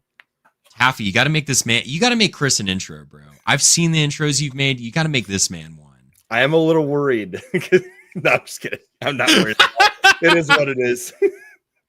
It's like rather than saying saying the show, it's like now time for Thug Shaker Central, and then you're like, no, shut it down. You're like trying to cut the stream. Well, the only thing Taffy, if you do make an intro, no copyrighted music, please. I don't need that copyright strike on the content. Other than that, I love all of your intros. Like that one he did for Taylor Marshall. I don't know if you watch Taylor Marshall or not anymore, but the Can't Touch This, and it's all the people trying to take Taylor Marshall down. That was epic. I don't think I've seen that one. I need to watch that one. I haven't even not. Yeah. Go ahead. Didn't mean to interrupt. It was on the Avoiding Babylon. It was one of their intros when they had Taylor on. And it was like it rolled in with the Voice of Reason stuff, and then Michael Lofton trying to take him down, and then various Uber trads trying to take down Taylor Marshall over the years. And I think it ended with the Matt Fradd clip where he's like, "Would you excommunicate if blah blah blah blah blah?" That whole clip, that silliness. Dude, listen, you were in there too. I think Taylor Marshall won. Okay, he won. He won because it's like when Pope Leo became Pope and he's like, I submit myself to the Pope, and he like started defending Vatican II more and stuff like that. I'm like, this man won. Dude, like he like embraced this like arc that was just incredible and reminded me of the great apologist that he is. Like the reason he has led so many people to Jesus Christ, including myself. And it was kind of funny, and I don't wish this for Lofton when I say this, but then Lofton starts talking about like, man, listen, man, charity and nuance. Hindu sacraments can lead people to, and it's like, okay, bud, like we gotta shut that down. We gotta stop that. Taylor Marshall won, bro. Yeah, and I did get to interview him 2 weeks ago. That was so fun talking to Taylor for the first time. Was it really fun? He is every bit the person you think he is. He's amazing. Taylor, I have nothing but nice things to say about that man. He's a good guy. I got to be part of the launch team for the Christian Patriot book. So if you look really hard and you can figure out what my last name is, you can find me in that 2,000 names in the back of the book. That's sick, actually. Blessed be God. And is it a really good book? Is it worth picking up? So like, how a lot of people will give you like, here's all the problems, but they don't give you solutions, like what you can do in your day-to-day life. Yes. This is not that book. This is the book where he gives you problems and actionable things to do. That's super sick. I mean, that kind of fits also with like Tim's message when he came up with rules for retrogrades too. Yeah. They still have very similar goals. It's just sad they don't get along anymore. I thought they reconciled recently. If they did, I was not aware of that, but I don't believe they have. Dude, I'm going to listen after this. I need to tweet out Tim, Gordon, and Taylor Marshall. We got to bring it together, man. We got to bring the old alliance back together. It literally, if that happened, like the internet would just break. Everything would be over. Especially the Catholic internet. I agree. All right. So, go ahead. Oh, sorry. I was just going to say, I have been so delighted to see some of the maturity from some Catholic content creators, and I think embracing like truly Catholic positions. Like, Taylor Marshall defending Pope Leo and Vatican II was a beautiful thing to see. I think Matt Fradd, I used to really press Matt Fradd on the simping stuff. He used to be really bad at that. Like, he's like, well, we're not Manichaeans. We're like sex positive and stuff like that. It's like, dude, stop. I don't want to hear that anymore. Great impression, by the way. Yeah. And like, he used to say that. And then he was like, yeah, if you say, recently in a clip, he was like, oh, if you say happy wife, happy life, you're a simp. And I'm like, dude, this is the development I wanted to see. Let's go. This is awesome. Based Matt Fradd clip. That was honestly, I got to give the man credit. He was spitting facts. And I think that kind of maturation, it's the, you know, there used to be that saying, unite the clans, but that's the true unity that Christ brings in his church. When we are united in the marrow of divine revelation, both written and unwritten, holy tradition and holy scripture, that unity that is brought about in the true faith, that's beautiful and that's godly. And I'm seeing a lot more of it recently. I will say the most savage video I've seen in a long time was Christian Wagner's takedown of Michael Lofton. Holy cow. Oh, yeah. I never, Christian, if I ever get on your bad side, I will just quit YouTube. Okay? Yeah. Don't do that. Just let me know. Just say, I've got the dirt, and I will just leave quietly. We don't need to get into all that stuff, okay? I mean, just the savage dissection that he did of him. Like, he just... It was bad. I mean, yeah. Lofton's only response was, I'm going to make sure to sue him for libel and slander.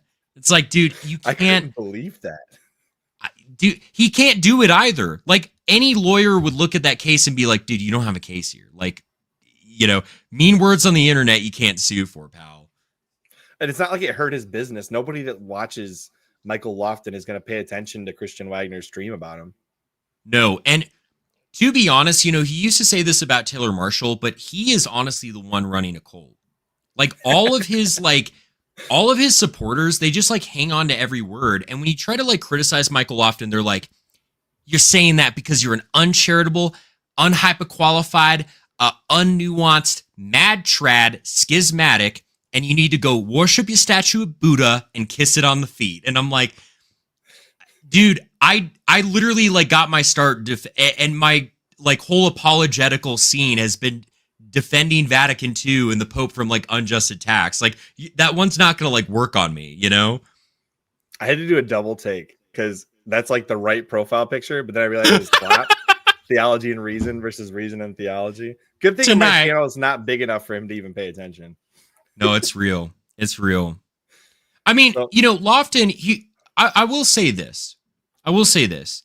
There was a reason he grew so much, and there was a reason and a time in which he did contribute massively to the salvation of souls. I think when COVID first started, actually not when COVID first started, when COVID was kind of ongoing for a while, and, you know, Traditionis Custodes had just came out, and a lot of people were kind of like struggling with, you know, okay, what's this stuff about like Vatican II and all this going on.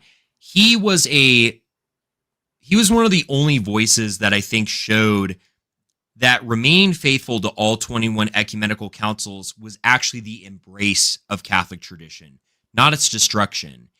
And I do credit him with a lot of great work in that department. You know, the attacks on him at that time were stupid. It's like they were criticizing him for doing God's work. And sadly, if he had only maintained that energy and kept that energy, I think he still would have a lot more life in him to bring so many more souls to Christ. Because even the research I've done, like in my own time, and the things I've discovered, I'm like, dude, divine providence shines over the church in such a magnificent way that the gates of hell really will never prevail. I mean, I've learned things that I never thought possible. And to be able to experience that and share that with others is just such a joy in my life. It's unfathomable. And I wish that Michael could still be on that path too. And maybe he can be. And we just need to pray for him. I would argue that most likely what happened to Lofton, and this is not me like going deep into it, but I remember there was this whole conversation with Alex Jones on Joe Rogan when he was talking about his detour into the unreal events of a certain shooting we're not going to mention on this stream because YouTube will flag it. And he said he got into that psychosis. I think Michael Lofton probably delved into a psychosis, a cycle of defending things where he's kind of lost track of where he was. I agree. That's what I think happened. I think that the actual attacks that were happening against him made him feel vindicated when he doubled down. Yeah. But then coupled with the fact that he at the time was defending an unpopular position that he was right on at the time, it boosted his ego so much that I think it led to him believing that any time he was defending any certain proposition, he was always in the right or he was always correct. And that led to, I think, his weird kind of Rawnerian errors that we're seeing now, where he basically believes in universalism and that there's salvation outside the church. Well, what he really lost was his peer check with his friends. Because he had Eric Ibarra, he had what's his name, William Albrecht, and even like Enoch and his brother. They were all good gut checks for him, where if he was putting something out there and they'd be like, Michael, what are you doing? Okay, I guess I might have gone a little too far on this, and he would reel it back in. You need these gut checks, these friends in the space, because if you don't have anybody who you trust that can pull you back in, you will go off the deep end. You will.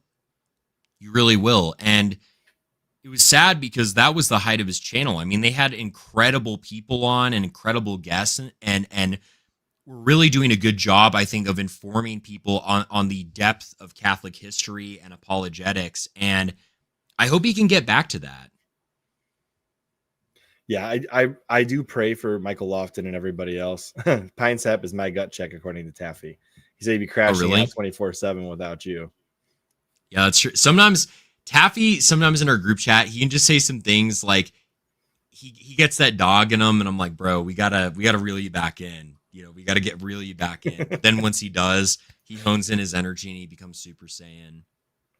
We got a dynamic here claiming that we have two extremes: Michael Lofton, the immovable object, and Sam Shamoon, the unstoppable force. So we got the Joker Batman dynamic going on here. It's true. It's a good cop, bad cop dynamic. Except both are bad cops. So like, what are we talking about? I mean, to be fair, if your city needs a vigilante for justice, you're already past good cop, bad cop. I would agree. That's why you end up with what is it, Harvey? It's Harvey that ends up two-faced, right? Oh yes, it is. Yeah, he tries to be the good cop in a city where you have a vigilante and literal like villains of epic proportions, and that's a good commentary on where society. If you can't have people doing what Charlie Kirk was doing without dying, that's where you end up. It's very true. It's true. Yeah, I mean. Yeah, I guess I don't have a rejoinder to that. I would agree. Like, I will say, so you know what the biggest fallout for me was? Because I might have brushed elbows with Charlie once or twice in my life, but I didn't really know him. One of my kids found out what happened to him. They didn't see it. Thank God they didn't see what happened. Yes. But they found out what happened to him. And he was like, Daddy, you don't do speaking events, do you? And I was like, no, I don't. I do not do speaking events. But then I'm like, my son is worried that what I'm doing could lead to that for me. And that's not a worry I want in any of my kids. I had a lot of people in my life either reach out to me or tell me to see if I would be okay, because that wasn't too long after the whole Jubilee thing went down, you know, and my face was everywhere, and my full name, and, you know, let's go through his entire life, right? All in an article. And I had a lot of people tell me, you know, they're like, you know, I'm worried about you, man. And I'm concerned for you. And I remember in that one video about, I think it was either the message to the right video I did or Charlie's eulogy, but don't get me wrong, I'm terrified. I'm scared. You know, I'm not some invincible guy. I'm not, you know, Iron Man or anything like that. You're not going to go Giga Chad on me right now? Yeah, no. I'm a man like anybody else, and I have my own fears and I have my own worries. But the thing is that in the only way that I know possible, told myself that my why was Christ. Yeah. And if Jesus has already laid down that I need to be martyred in order to glorify his name, then so be it. I can't stop giving witness to him because I'm scared. And when we are so terrified that we allow the sacrifice of someone like Charlie to be in vain, that is truly how they win. You know, they think that by killing him, they've defeated all the momentum and all the energy that we have had. They made a million Charlie Kirks. They did. They No, they I made agree. people they made people for the first time consider the fact that this issue is a lot more serious than just saying there's only two genders, right? The devil is really at play here, trying to completely destroy the fabric of reality and everything we care about. And white and Christian civilization is completely under attack. And the only way that we are going to get through this is if we are bold enough to proclaim the name of Jesus Christ, even if it costs us our life. And that's not an easy task, and that's not something without fear, but it has to be our modus operandi. It has to be our why. It has to be everything that we do, because the only way that they win is by killing our spirit.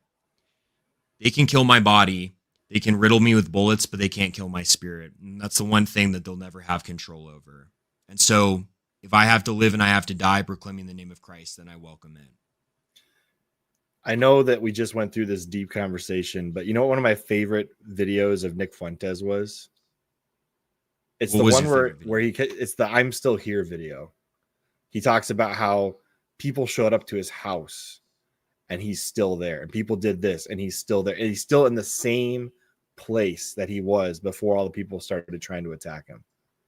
That was powerful. It's like, I'm here, come and get me. I'm still going to keep doing what I'm doing. That's basically what he said. And I'm just like that is about as giga chat as you can get when it comes to people who hate you. It's true. The only thing that people like that have is attempting to barter with your life. Yeah. They hold your life in front of you and they say, I'll take this if you speak out. I'll take this if you keep talking about Christ. And if you say, I don't care, you can't ever hold my soul in chains. You can't ever hold my spirit in chains. And even if you kill me, my blood will be the seed and the water for millions of others like me. You have no power over me. Not even 1,000 armies could tear up the belief and the love that I have for Christ. And that's what Nick said in that clip. And that's why it meant the world to us. Because it was a man who could not be conquered. It was a man who they couldn't break. And a man who they couldn't break, that is what they were really afraid of. It's not guns and bullets and bombs, but it's the unbreakable and unshakable spirit that only a believer in Christ can have. Only a Catholic can have. Yeah, I would definitely say there's two aspects that you can live your life with, right? There's you can pseudo sell out and live long enough to see yourself become the villain, literally the Batman quote, right? Or you can live authentically and not worry about death because you have a relationship with Christ. It's true. Those are the only two ways you can live. I mean, there's that old quote said by a certain individual, but better to live one day as a lion than 1,000 years as a sheep. Right? Better to live one day as a lion than 1,000 years as a sheep. The only way one dies is if they let their soul die, if they let their spirit die, and they let it be crushed underneath the weight of fear and doubt and despair. But the ability and the resilience to continue on, even despite facing death, that is something that no one can ever take away from you. And that's something that only God can give. And if God can give that, then there's nothing that ultimately at the end of the day can make us afraid of being willing to send up our spirit to him. because we know what the embrace will be, and it will be his love. I don't have anything to top that, so I'm not going to try.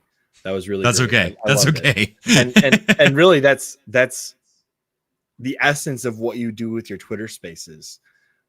You talk people off these cliffs where people are feeling horrible. They're living with sins that they don't want to confess, and they're like, you need to go to confession, you need to find yourself right with Christ, and we're all praying for you. And your space has like 200 people all saying they're going to pray for these people that you're talking to.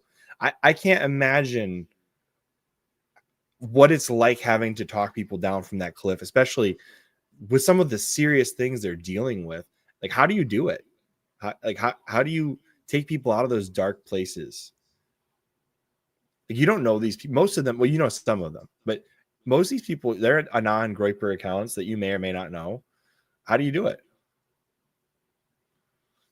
I've stood where they stood, and I've been where they've been. You know, I've been blessed with a pretty good life. I'm not going to pretend, you know, I've never really struggled with like poverty or anything like that. I don't like to pretend like, oh, my life is so horrible, right? You know, growing up in a, you know, grew up on 8 Mile, had to do rap battles in a warehouse closet somewhere. Yeah, no, nothing like that, right? I didn't have to do rap battles in a warehouse closet and, you know, go provide for my baby mama, right? So, you know, none of that. Get it right. The 2 baby mamas and your mom's illegitimate child. That's true. That's true. We're up to 3 now. But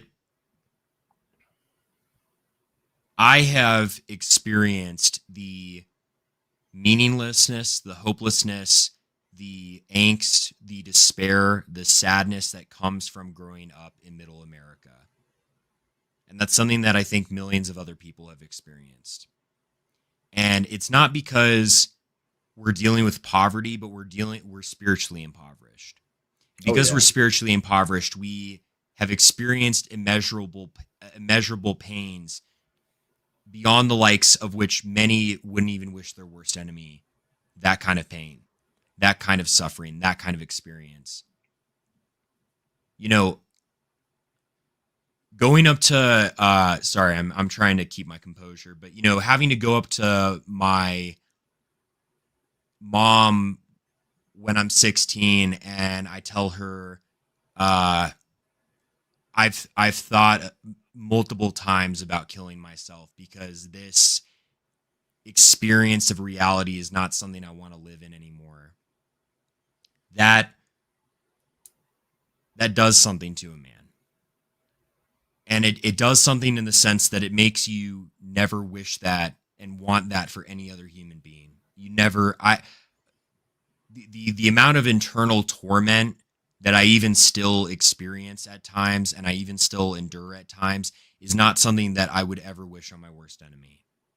And to be in that place and understand where a lot of these people are, you know, being in the midst of wrestling against your own flesh and trying to love God, but, you know, Lord, if I'm not dying a little bit, Lord, if I'm not wrestling with what seems like an insurmountable mountain that I can't climb, to feel like there's a lack of meaning or that there's a lack of mercy or a level of despair or hopelessness, getting down in that place with someone and letting them know I've been there. I'm still there many times, honestly, and you aren't alone.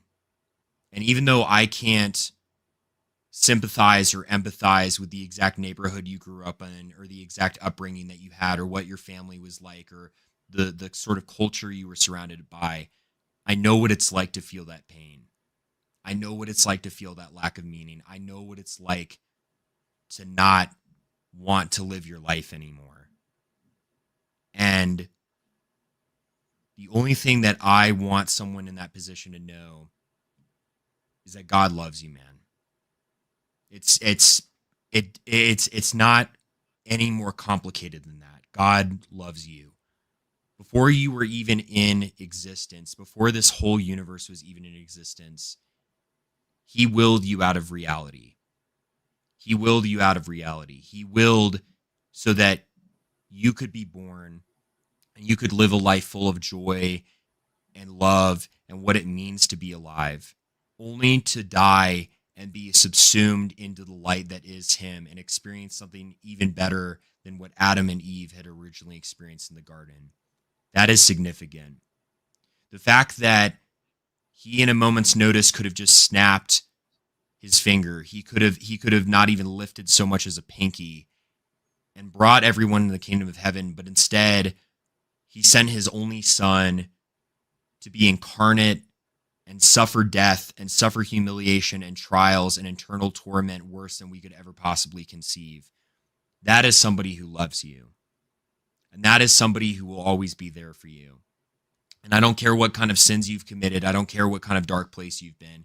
Maybe you are worse than Anton LaVey. You're worse than Stalin. You're worse than Mao. You are the worst human being that ever lived. But guess what?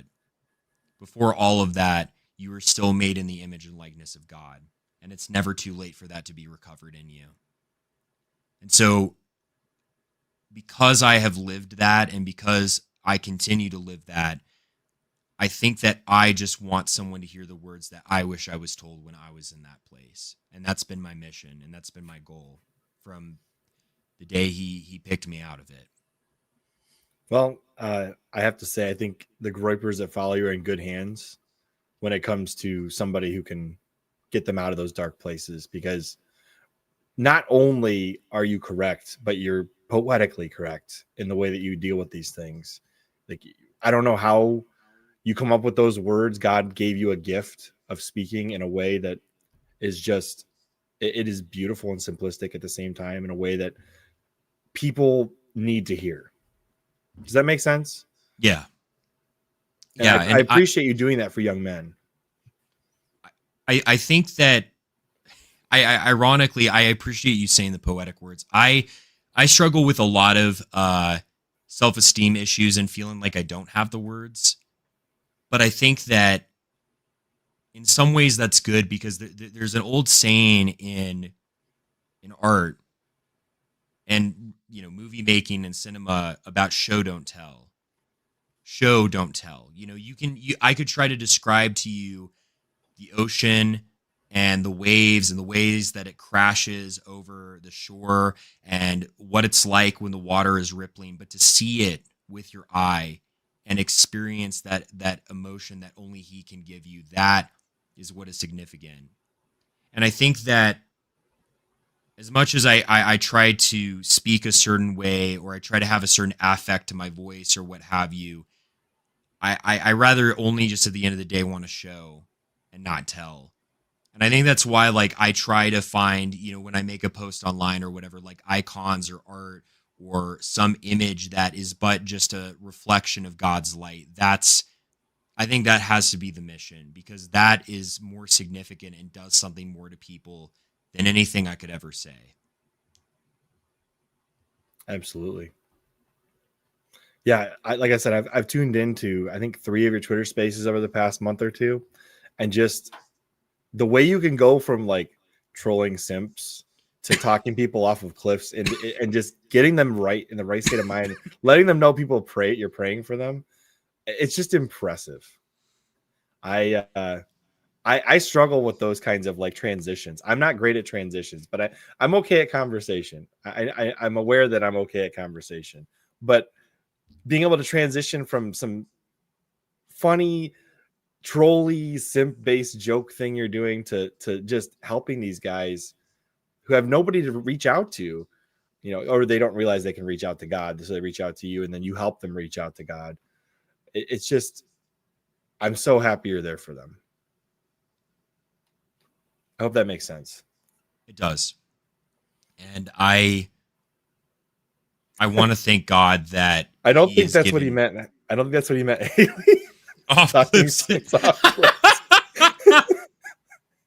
Yeah, there's a couple personality archetypes that I realize I just don't get along with, and the two are Redditors and simps.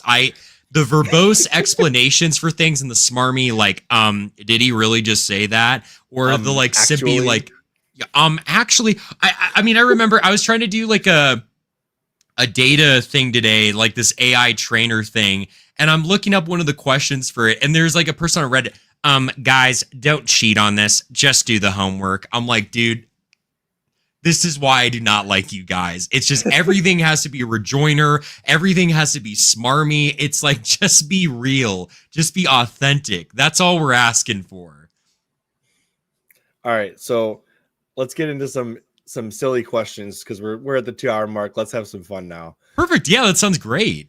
Can a podcast have a man and a woman and succeed? Or should it always just be men? The only one I've seen succeed is my buddy Mike, who had a podcast with this one Asian gal where they would have different guests on. They had Nick on, and it was really, really good.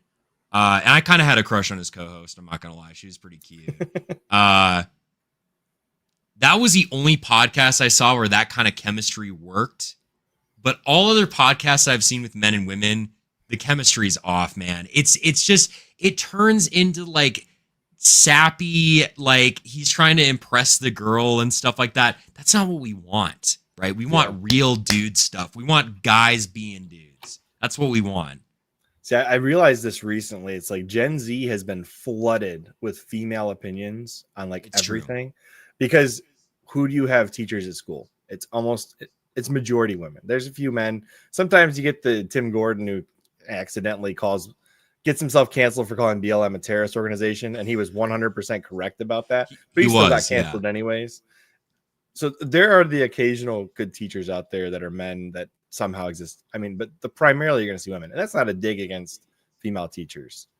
I'm not saying female teachers are bad. That's not what I'm saying. What I'm saying is there's no diversity to the opinion. And if we're all so concerned about diversity, we need some male voices in the teaching spectrum. Well, it's true. I mean, why is Robin Williams' archetype in Dead Poets Society such a phenomenal character and one that a lot of male teachers seek to kind of embody? It's because who else but a man does a young man learn how to grow up into an adult and take on the armor of God and grow into the man that he was always destined to be? You have to learn that from a man. Just like how a young woman cannot learn how to be a good woman from a man, she has to learn it from a august, respected, older woman who acts as sort of a motherly figure to her. We need that mother and that father archetype. And young men and young women don't have that from their respective sexes. And that's why there is so much confusion about one's identity and why there's a lot of like cheap ways for people to try and find their masculinity or find their femininity. You know, men, it's like gang culture and kind of acting very thuggy and pompous and the sort of Andrew Tate hustle culture. Women, it's acting sadly very like slutty and stuff like that, and thinking that if they act like sort of pornographic, you could say that that's an authentic expression of femininity, but neither could be the case, right? To be a woman is to be this vibrant rose that grows a beautiful garden around you. And that's the significance of being a mother. And to be a father is this strong hand that digs and tills the soil so that that family could grow in the first place. And if you're not looking at that archetype, you won't get the full expression of what it means to be a man. And that's why it is important to have those male teachers and those male role models. Especially if your kid's going off to school and not being homeschooled. It's true. If your kid's being homeschooled, they got you at home at least for part of the day. It's very, very true. And you can act in the formation of their minds and of their bodies and their souls so that they can look to you as the example, you know? Exactly. Yeah. That's why if you can homeschool, and especially if you can do something like farming where you're home with the kids, teaching them the hard work, that's probably the ideal, because you're showing them hard work from a man doing his job, and they can follow you at every step of the way. This is something the Industrial Revolution took away from us, because kids can't see what their dad's doing all day. They just see what dad does when he gets home from work. And it's be tired and watch sitcoms, and that's not enough. Yeah, not enough. All right. Another quick question for you. What's more damaging, gay marriage or feminism? chicken or the egg, man. I mean, honestly, in a weird way, you know, feminism led to gay marriage, right? Because It does. all gay men have an overbearing mother. That is the archetype. It's always the overbearing mother. It's always the narcissistic mother. And so feminism is really the, you know, it's like if you got rid of gay marriage, you would just get gay marriage again because feminism would recreate gay marriage, right? It'd be like putting a Band-Aid on a gashed wound, right? On an open wound. It's like you need to sew up and treat the wound if it's going to heal. And the only way you can do that is by getting rid of feminism. So I would definitely say feminism. Yeah, people always try to baptize first wave feminism as good, but it's not. No feminism was good ever. What is funny? Oh, go ahead. Oh, I just was going to say, and Catholics need to stop being squeamish about when people diss feminism. Like a lot of like people get all weird and in their feelings about it because they think what we're advocating for is like dad coming home drunk and being like, I wanted my dinner on the table 2 hours ago, you know, and like he's slapping his wife across the face. But a world without feminism isn't that. A world without feminism is men and women living out the vibrant roles that have been always destined for them and that they were made to live. How cool is it that if you're born as a man or a woman, you have already had your destiny paved for you? That's some sword in the stone type stuff. That's some King Arthur. That's some Arthurian romance type beat, right? And to deny that and say, no, I'm just this like gray individual. I'm this like gray canvas that's going to like paint myself with whatever self-expression I try to come up with. That's not cool. That's not a destiny. But you have been fated to take on this armor, to take on this goal as a man or as a woman and live it out to its fullest expression. And there's nothing more beautiful and vibrant than that. All right. Next question. What's worse? Marrying a feminist or being a red pill guy? I'm going to be honest, marrying a feminist. Yeah, probably just ekes out just a hair. But red pill's created by feminism. That's it is. Well, it's a response to feminism, right? But it makes feminism worse. It does. Because you end up having these guys that burn through women and they're like, well, maybe the feminists are right. Yeah. Maybe the feminists are right. I should consider feminism because all men are going to do is use me and abuse me. But, you know, I find it so funny. Feminists cannot complain about Andrew Tate. No, Andrew Tate is what you created, right? When you blue-balled or blackballed men, blue-balling and blackballing are very different things. Although I guess it kind of blue-balled them too a little bit. I'm not going to lie. But when they blackballed men, and they denigrated masculinity and they depicted it as this evil, cheap thing, this evil, cheap, sophomoric, almost caveman-like expression of manhood. All that was left is for men to be weak. And a man can't live in weakness. And so what does Andrew Tate do? He comes along and he says, I have a different path for you. If women are going to take what they get and eat you up with a spoon, why don't we do the same thing? Womanize. If these women are sleeping around, you sleep around. If these women aren't getting married, well, you don't get married and just have a bunch of women that you sleep with and have meaningless sex with and use for your own pleasure and get the most out and get out. And that kind of self-destructive, chaotic energy is exactly what they brought about. You have only yourself to blame for Andrew Tate. Andrew Tate, if it was not Tate, it would be another man. But he is only capitalizing upon the lack of meaning that you created in the vacuum of masculinity that you generated. And so, I mean, even Majorian saying Lila Rose complaining about Andrew Tate. Lila Rose has no room to complain. Lila Rose is directly responsible for making the pro-life movement a feminist movement. Well, it's about the woman and the child. No, it's about the child. Because when a man... Here's the thing here. When a man and a woman decide to have sex, it's no longer about them. It's about the child that they have now created. And the whole teleology has to be centered around that child. I understand that if you're talking to some girl boss and the only thing convincing her of not killing her child is saying, well, you know, it's not that your life's going to be like horrible if you have this baby. I understand that tactic, but literally when we have women on TikTok posting videos saying abortion aesthetic. And it's like they've got the baby earrings that look like fetuses.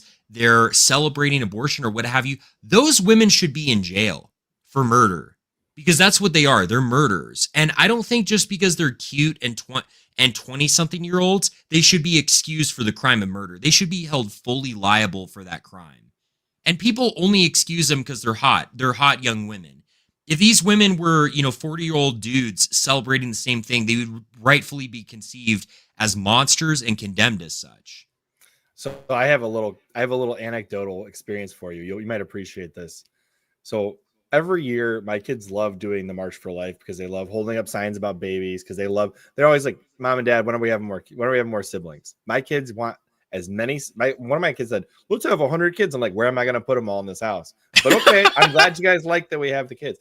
Anyway, so we do one of the pro-life marches every year. It's a local group. It's not associated with any of it is associated with bigger groups, but not like Live Action or any of those groups. I mean, they probably have a stand there, whatever. We get to the spot where they're having the speech, right? And the speech was horrible. It was one of the worst speeches I've ever heard. It was a woman who was like, you can do it all. You can have a baby and still work and get help from the community. And I'm like, no, because you can't be a mother, do it all, and have this life of luxury that you're talking about. It's just not possible.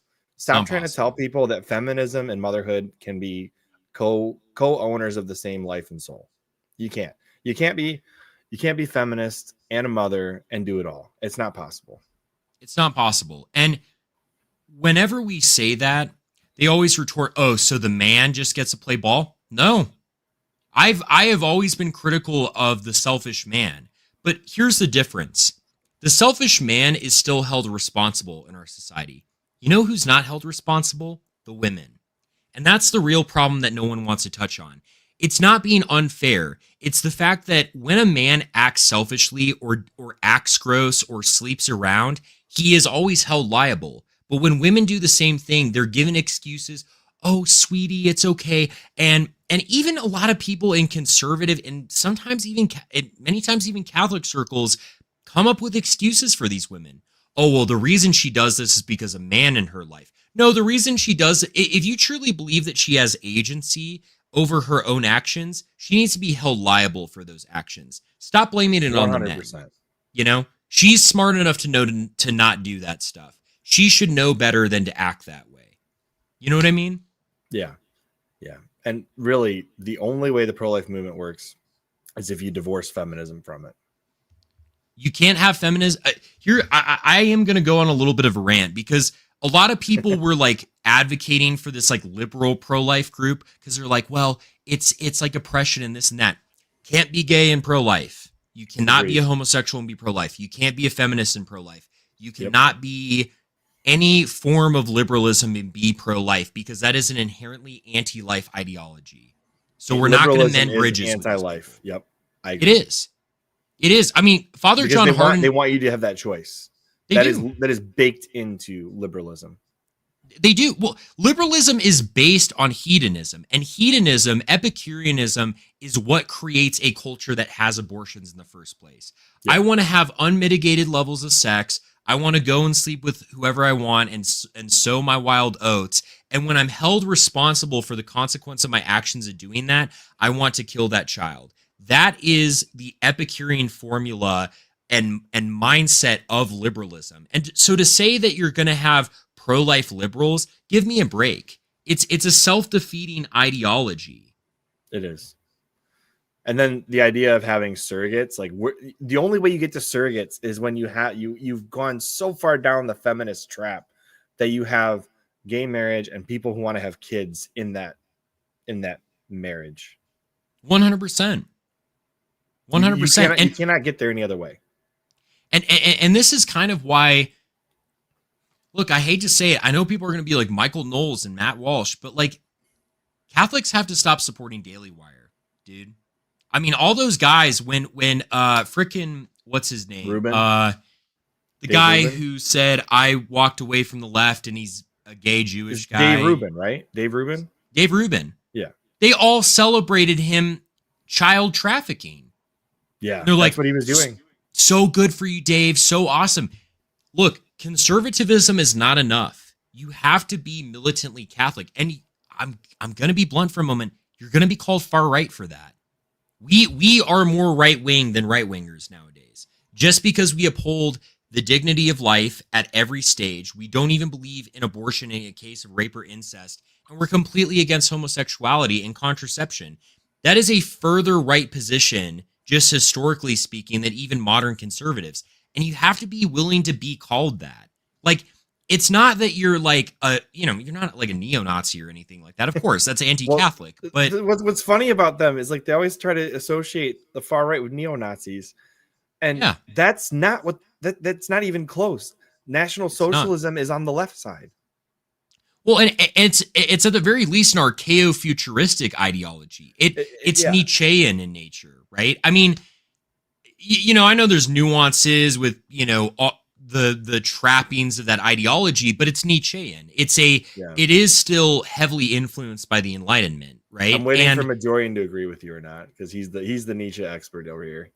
Oh yeah, well, all this is to say is that it's an ideology that, it is Nietzschean because it's that kind of will to power. Yeah, it's not that Nietzsche directly said, go do this, but it's that idea of the Ubermensch, right? I create my own reality. I'm the ultimate man. You're getting all these people all spun up about the Nietzsche.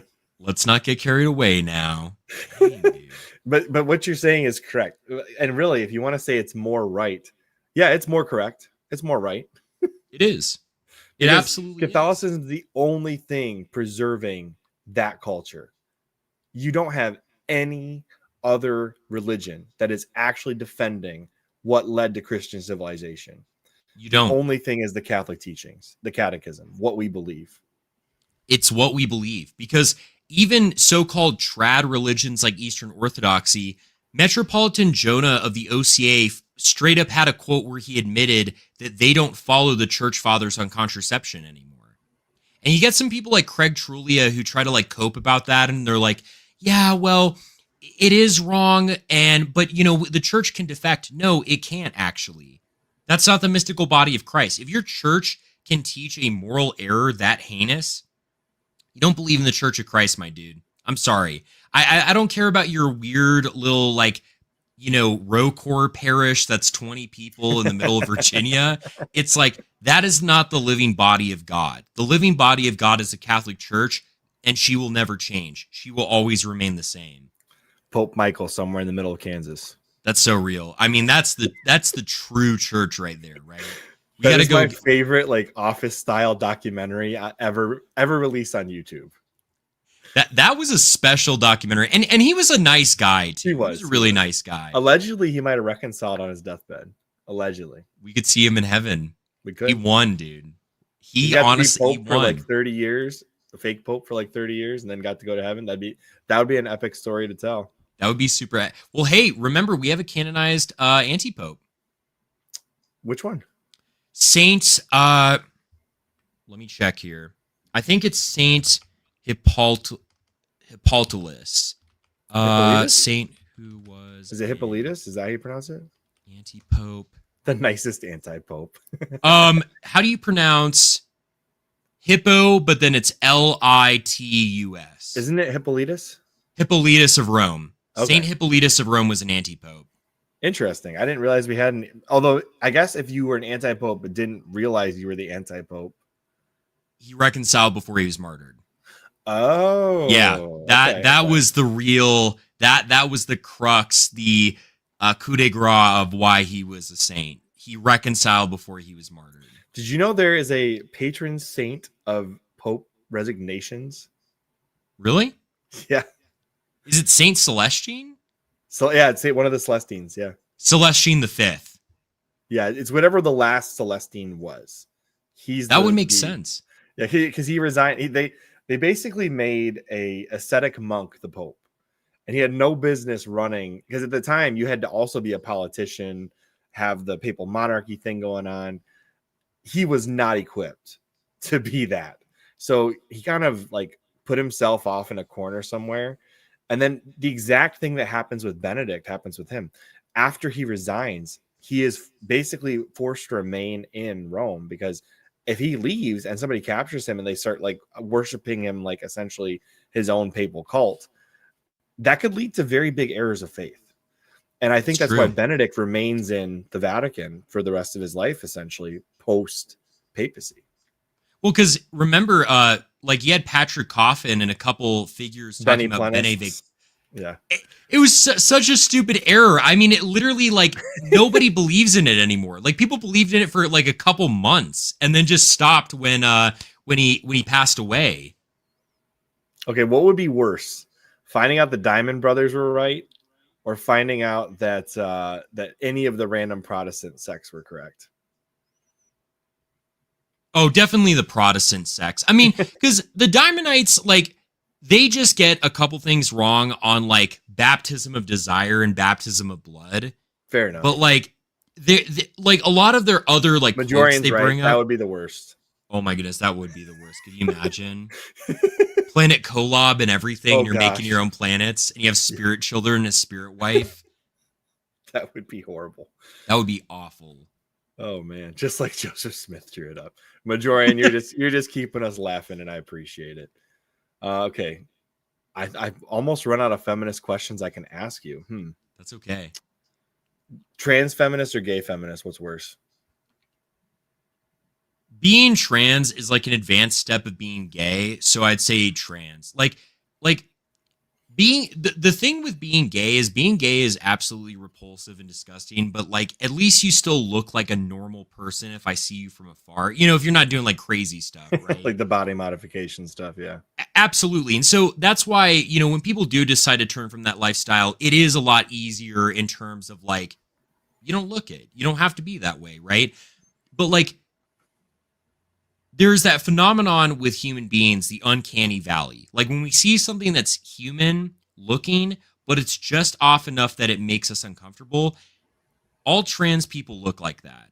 Like it looks like one of those predators out in the wild you see that like camouflage as their prey in order to capture them. That's literally what they look like. All of them look like that. It's like they look like they took like a woman's face and tried to like stretch it over a man's, or like weird Buffalo Bill type stuff. It always makes me super uncomfortable. Buffalo Bill.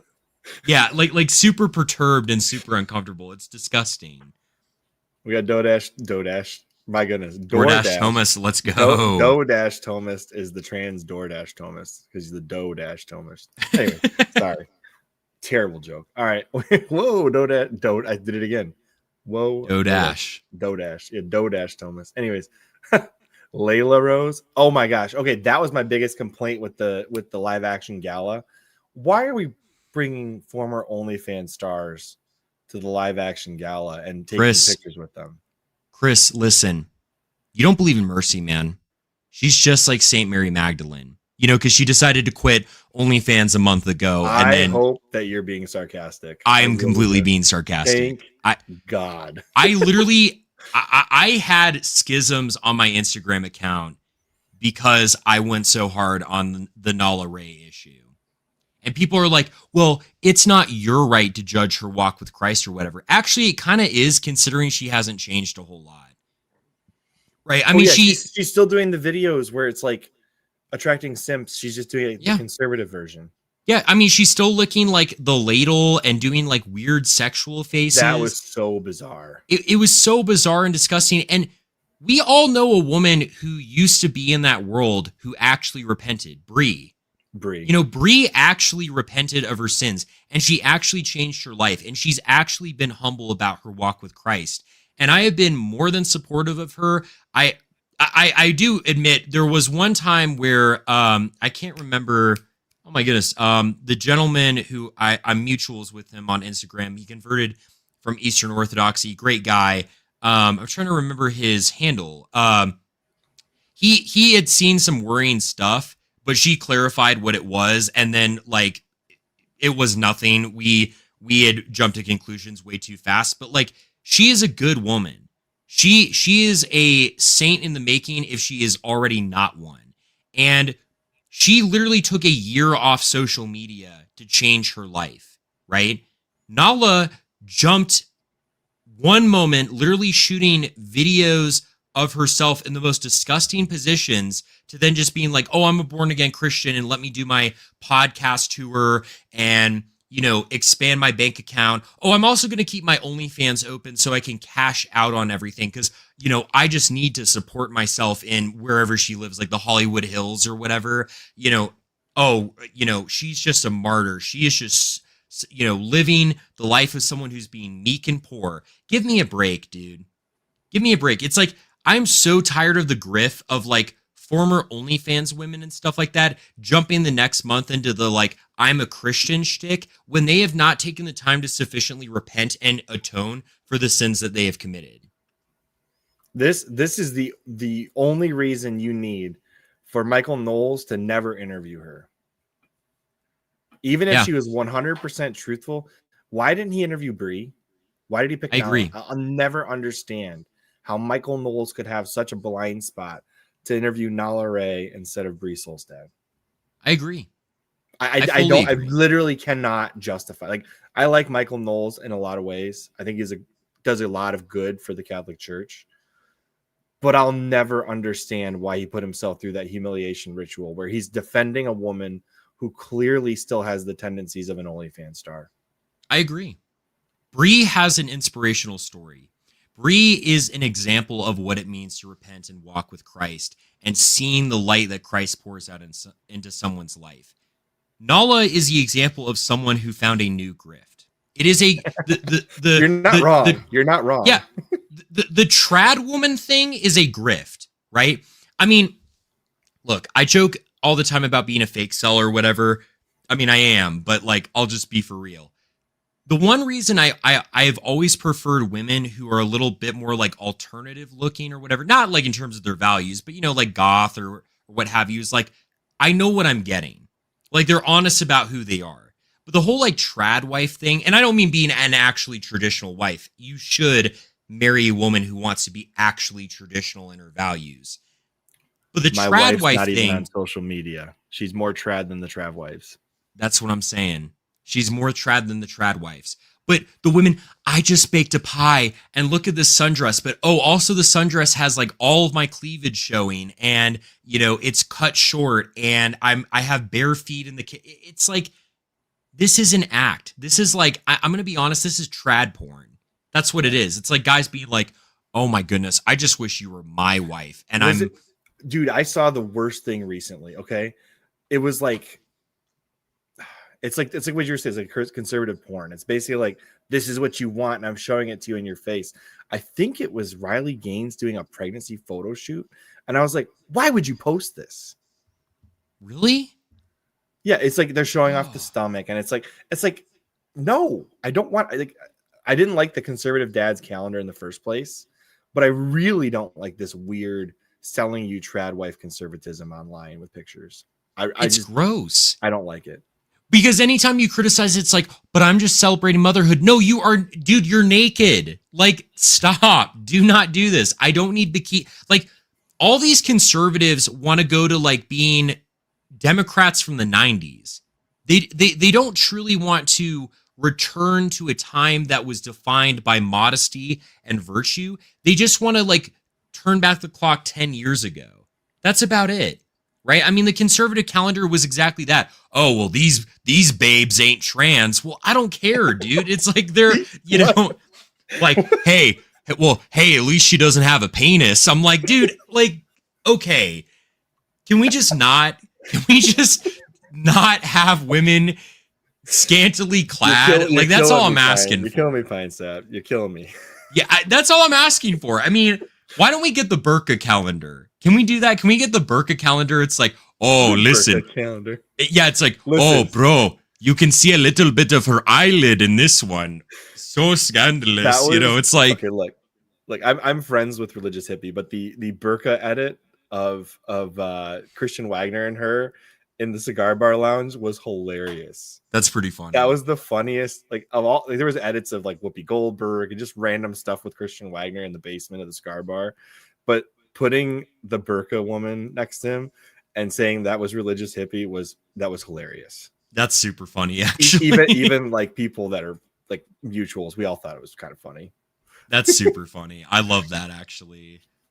There was also like, I think somebody put Mao in the picture with him, and they were doing the ones, and I was like, why? Anyway, okay. Dude, listen, China number one, okay? China number one, Xi Jinping. I promise I'm not getting paid, but let's just say my social credit score has gone up 200 points, you know? Just in the last 5 seconds when you said that. In the last 5 seconds. Okay, that does get me on something, and I do kind of want to hear your thoughts on this, Chris. Sure. China is kind of a paper dragon, but like, let's be real. They are actually doing pretty good for themselves. And like, I think people try to like always denigrate them to like make us feel better about how this nation's basically collapsing. I mean, let's be for real. Like, I'll see people like do like tech demos there, and I'm like, this is actually advanced. Like, this is actually good technology. And I think the like paper dragon narrative, or the they're in the middle of a collapse or what have you, is kind of like a propaganda technique to like make us feel less bad about like the collapse of this nation. You know what I mean? It's China and the United States. It's basically mutually assured destruction. You've got collapsing birth rates in both countries, and you can't birth your way out of it with small groups that are Catholic. You have to change the whole culture to save a nation like China or the United States. Like the one child policy that China had going on for so long, their birth rate is literally, if you look it up right now, it's like 0.999. That's incredible. You can't save the cult. There's no saving it. They're paying people to have 8 kids. They're paying people to have 10 kids. They're paying people to have tons of kids, and they can't fix their collapsing birth rate. So no matter what they do technology wise, and it is impressive, they've done some wildly impressive stuff with their tech. You can't save the culture because the birth rate's dead. It's true. No, that's very true. And I think what I more mean about, not so much that they don't have the birth rate issues, but I feel like there's this tendency now in the United States, like, because I mean, let's be honest, like China is kind of a threat, but like they're not the one running our politics. I don't think Xi Jinping got a standing ovation in Congress by both parties. I think it was someone else. So I think China is a useful boogeyman to like the current Trump presidency, to Russia. Be like, oh yeah, it's like listen, I basically nothing Russia. That's where I'm at. Yeah, I mean, I respect their attempt at Christianization all the way through the government. I think that's respectable. I wish it was Catholic, but I do respect that thought process. It's a good idea. I wish we do that here, where we Christianize our laws. Well, and it's one of those things. I mean, what the United States needs to turn into is a post-liberal republic. Like, it's not, I'm not some LARPer that's like, we're going to have a trad-cath monarch tomorrow from what? A non-existent aristocratic class? Funny you say that. That's not what Christian Patriot says to do. So if you do pick up I didn't think that it did. I'm just saying, like, so like that book is about saving Christian Western society in the United States. Yes. And the idea is, so let's say the average birth rate in the United States is 1.6. That's a collapsing society. But if the Catholics have 3 to 4 children per family, we will take over. It's inevitable. Oh, inevitable. Well, and we're already taking, I mean, the amount of people that are converting, like, I think the amount of conversions is honestly underreported. It is. Every single person I know who is ostensibly Christian is becoming Catholic. Or at least considering it. Or at least considering it. Yeah. And even these LARPy groups, like, again, the Eastern Orthodox, oh my goodness, we had a 100% conversion rate. That's right. The parish went from 6 people to 12. That's impressive, buddy. Right?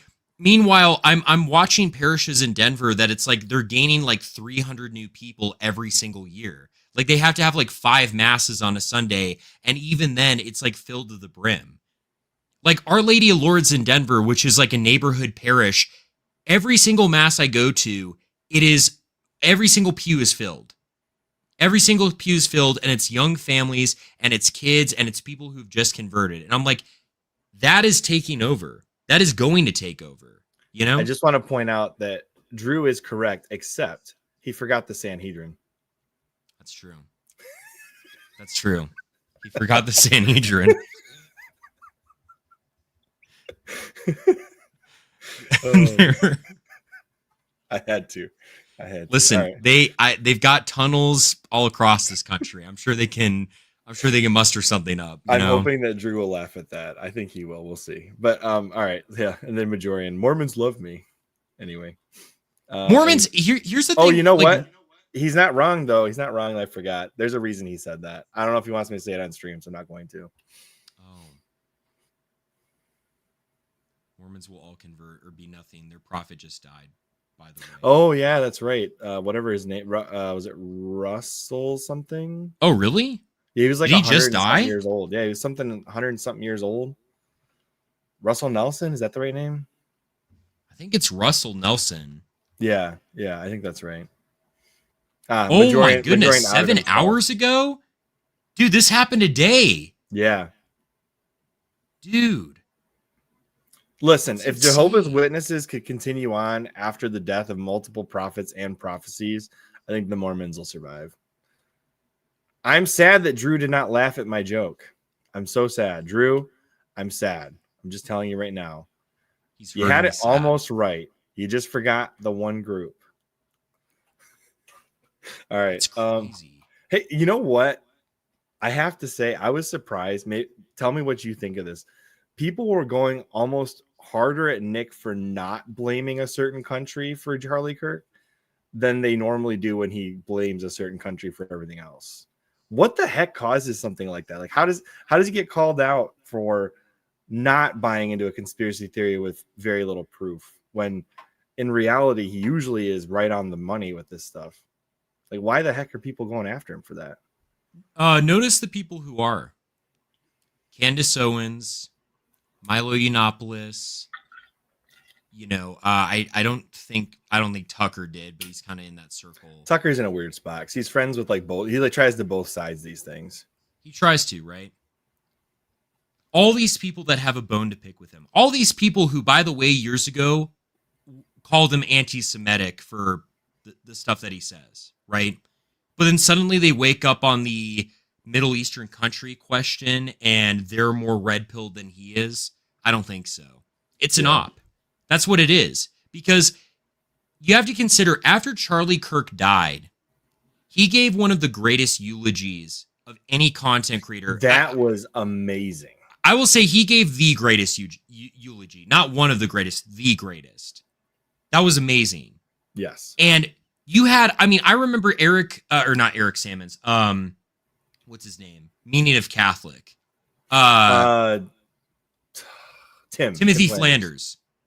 Timothy Flanders sends out a tweet. This guy, if you're not supporting this guy, you know, he's an authentic Catholic content creator. Every single Catholic that I knew that was like on the fence about Nick, they're like, I don't know if I should watch him, singing his praises. The entire internet, the entire right wing, the Catholic sphere, all uniting and coalescing around this guy.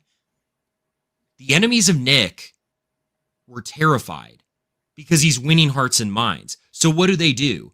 Oh, we gotta bury this guy. Oh, he's in on the conspiracy, and they're actually paying him off. And they tried to blame Groypers for the shooting too. That was nuts. They did.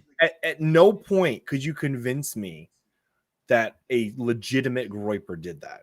No, but they understand that they can't do anything to slander this movement, so they have to associate it with other things, or they have to insinuate things, or they have to like try and draw parallels or connections that aren't there. Because what is it at the end of the day? It's a bunch of young guys who believe in God and want to fight for Jesus Christ. That's it. You can't demonize that. And they want to remain semi-anonymous on the internet, which I respect. Absolutely. You can't demonize that. You can't make that look bad. So all you can do is try to make up false narratives and false stories to attempt to make it look bad, because it's not easily demonizable. That's my real opinion on the Groypers. Is the Groypers show that there is support for these creators, but that they don't have to out themselves as those people. It shows the numbers, but it doesn't show who they are. It gives you the I am Spartacus vibes, right? It does. It does. And it's more powerful in that way. It's the silent majority. I mean, we are the silent majority. We are of Gen Z for sure. Of Gen Z. And behind Nick are, I would even argue millions of voices and millions of people who feel the same way. And he is speaking what we have always thought, but we're too scared to say, right? He's a voice for millions. And I think the establishment in this country, not just the liberals, but let's be honest, the Republicans, Trump, his presidency, Trump sucks, dude. He's horrible. He hasn't delivered on a single promise. He is cucked out on every issue, and he's old and he's tired and he's not going to do anything. When those kids died, he didn't do anything. When Charlie was killed, he didn't do anything. And guess what? They used his funeral, they used his commemoration as a big GOP, voter turnout event. Yeah. I mean, that disgusted. I don't know how you felt about that, Chris. That disgusted me. This is a man. Oh, go ahead. I have a theory on what happened. So go right ahead. Yeah, I want to hear it. Charlie has had 4 years stages set up across the country for him to go speak at and do things, right? So let's say your CEO, your leader dies in the horrific way that he died. You already have a speaking event set up 11 days from now. You can repurpose that on the fly for a eulogy for your CEO who just passed away. That's what I guess happened. That's my guess. You can. So they probably already had a lot of that arranged. And then they received a lot more support so they could build it a little bit bigger than what it was. And they invited all of Charlie's friends who are right-wing politicians. And what is a right-wing politician best at? Campaigning. So Absolutely. You end up with a bunch of eulogies that are they sound campaigning. So they might have meant well. They didn't have a lot of time to think about this. I think it was a Turning Point USA event that became a funeral, eulogy, memorial, whatever you want to call it. That's my guess. I'd see that. I have that doesn't mean I like it though. No, of course. I will be honest. I have a much more cynical view. I think they just want to exploit the man's death. I really think it is that nefarious. I don't think that the party that campaigns to us every single year really has like a whole heck of a lot of value for the sanctity of human life. And I think when they can use a death to kind of profit off of it and get out voter turnout so we can vote for, fake Catholic JD Vance, they're going to do it. I hope that JD Vance isn't straight up fake Catholic. I don't think he's straight up fake Catholic. I think he's somewhat, what's the right word? Ignorant. I think he's somewhat ignorant. Because he converted before there was a reason to do so. I sad to say I don't think he is ignorant. Yeah? I think it's a play. Well, because do you know who his mentor is? Peter Thiel. Peter Thiel. What did Peter Thiel say on the Joe Rogan podcast about the Catholic Church? I actually don't hear that clip. No. He said that all of our cardinals are homosexual pedophiles. Oh yeah, no, I did hear that one. I heard that. That was repeated by Milo on Candace's show. And he cited Mossad. Yeah. So this is a man who hates the Catholic Church, and when he says, "Would you care if humanity dies?" he has to take a second to think about it, acting as Vance's mentor. And whenever the Antichrist is brought up, notice how he tries to pivot away from it being as close to him as possible. I don't think it would be a tech guy like me, a guy who would promote transhumanism. I think it's actually the person who would be talking about the Antichrist the most. Really? Really?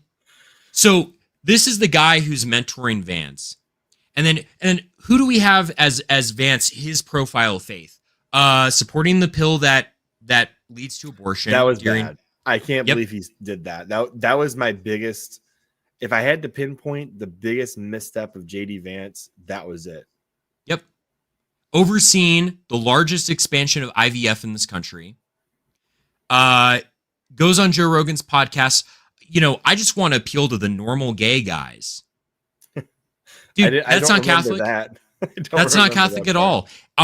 Gives an interview and he says, I'm ashamed to take my wife and kids to mass. And you're ashamed to be the bishop. Let me use a word that you might understand. The president of your own household, and you're going to lead this country in a Catholic way?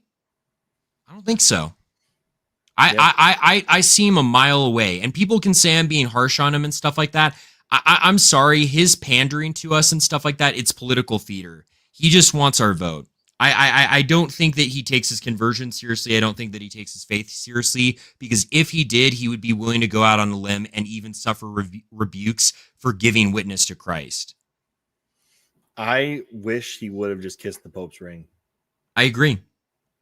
Oh, you know what he did kiss, though? The wall. The Western Wall. You know, okay, this is like deep Chris lore here. But you know what's weird about the wall? What is? The weirdest thing about that wall is, what side of the temple would it be on? Well, that wall is on the west, right? Yep. Where was Jesus crucified? Which wall would bear witness to Jesus's crucifixion? Would it be the east? It'd be the Western Wall. Or it'd be the Western Wall. Yeah. Isn't it strange that the only wall standing would be the only one that would have been invisible witness to the crucifixion? How strange is that? That's a little providential. That's more than a little providential. Yeah. I didn't even consider that. How about also the fact that the only wall, the only side that doesn't have walls is because, correct me if I'm wrong, Chris, but when our Lord returns, it is said he will come from the east, right? That's correct. Yeah. There's no wall there. Yeah. And because there's no wall there, there's no wall for the Amish to put up on their hearts against him. Mm-hmm. I mean, there's a lot of significance to that wall being there. I'm telling you, like, you want to go down a seriously weird deep dive, start looking into that wall. I definitely will. I definitely will. I've got more research into that than I care to admit. Please send me the research. I want to hear all about it. All right. Is there any other questions you have for me? I've gotten you for 3 hours now. I feel like I've got a lot of time with you. Not that I can think of off the top of my head. Yeah, I think this has just been awesome, dude. I've super appreciated talking with you and stuff like that. It's been so much fun. Yeah, we definitely need to do this again. I want to get more of a deep dive into Groyperism and what that is. So I'd love to maybe at least help people understand what that is and where that stems from. We need to do a deep dive on that on this podcast, you and I, sometime, because I'd like people to understand what that movement is, because it is mostly Catholic. It is. And it is a Catholic movement. I mean, everyone knows when they join it, you're joining a Catholic movement. And if you're not Catholic, you got to mind your P's and Q's. So I'd love to do a deep dive on that next time. Like I don't know if you'd call it, like, you got what is a woman? Maybe it's what is a Groyper? I don't know. Whatever. I'd be cool with that. That sounds great. All right. Well, I appreciate you being here. Is there anything you want to promote or whatever before we do a send off? No, I mean, just if you guys want to see me on YouTube or Rumble, it's just PINESAP. Just type that in the search bar, and my channels are up on there. PINESAP3 on Instagram and FeelsGuy2003 on Twitter, and that's it. All right. Well, the pleasure was mine to host you on this podcast. I really appreciate you being here, and looking forward to the next time. Thank you, Chris. I appreciate that, buddy, and I can't wait to hang out with you next time. Absolutely. All right, guys, that's it for the stream. I'm going to see you on the next one. That was a weird. Okay, wait a second.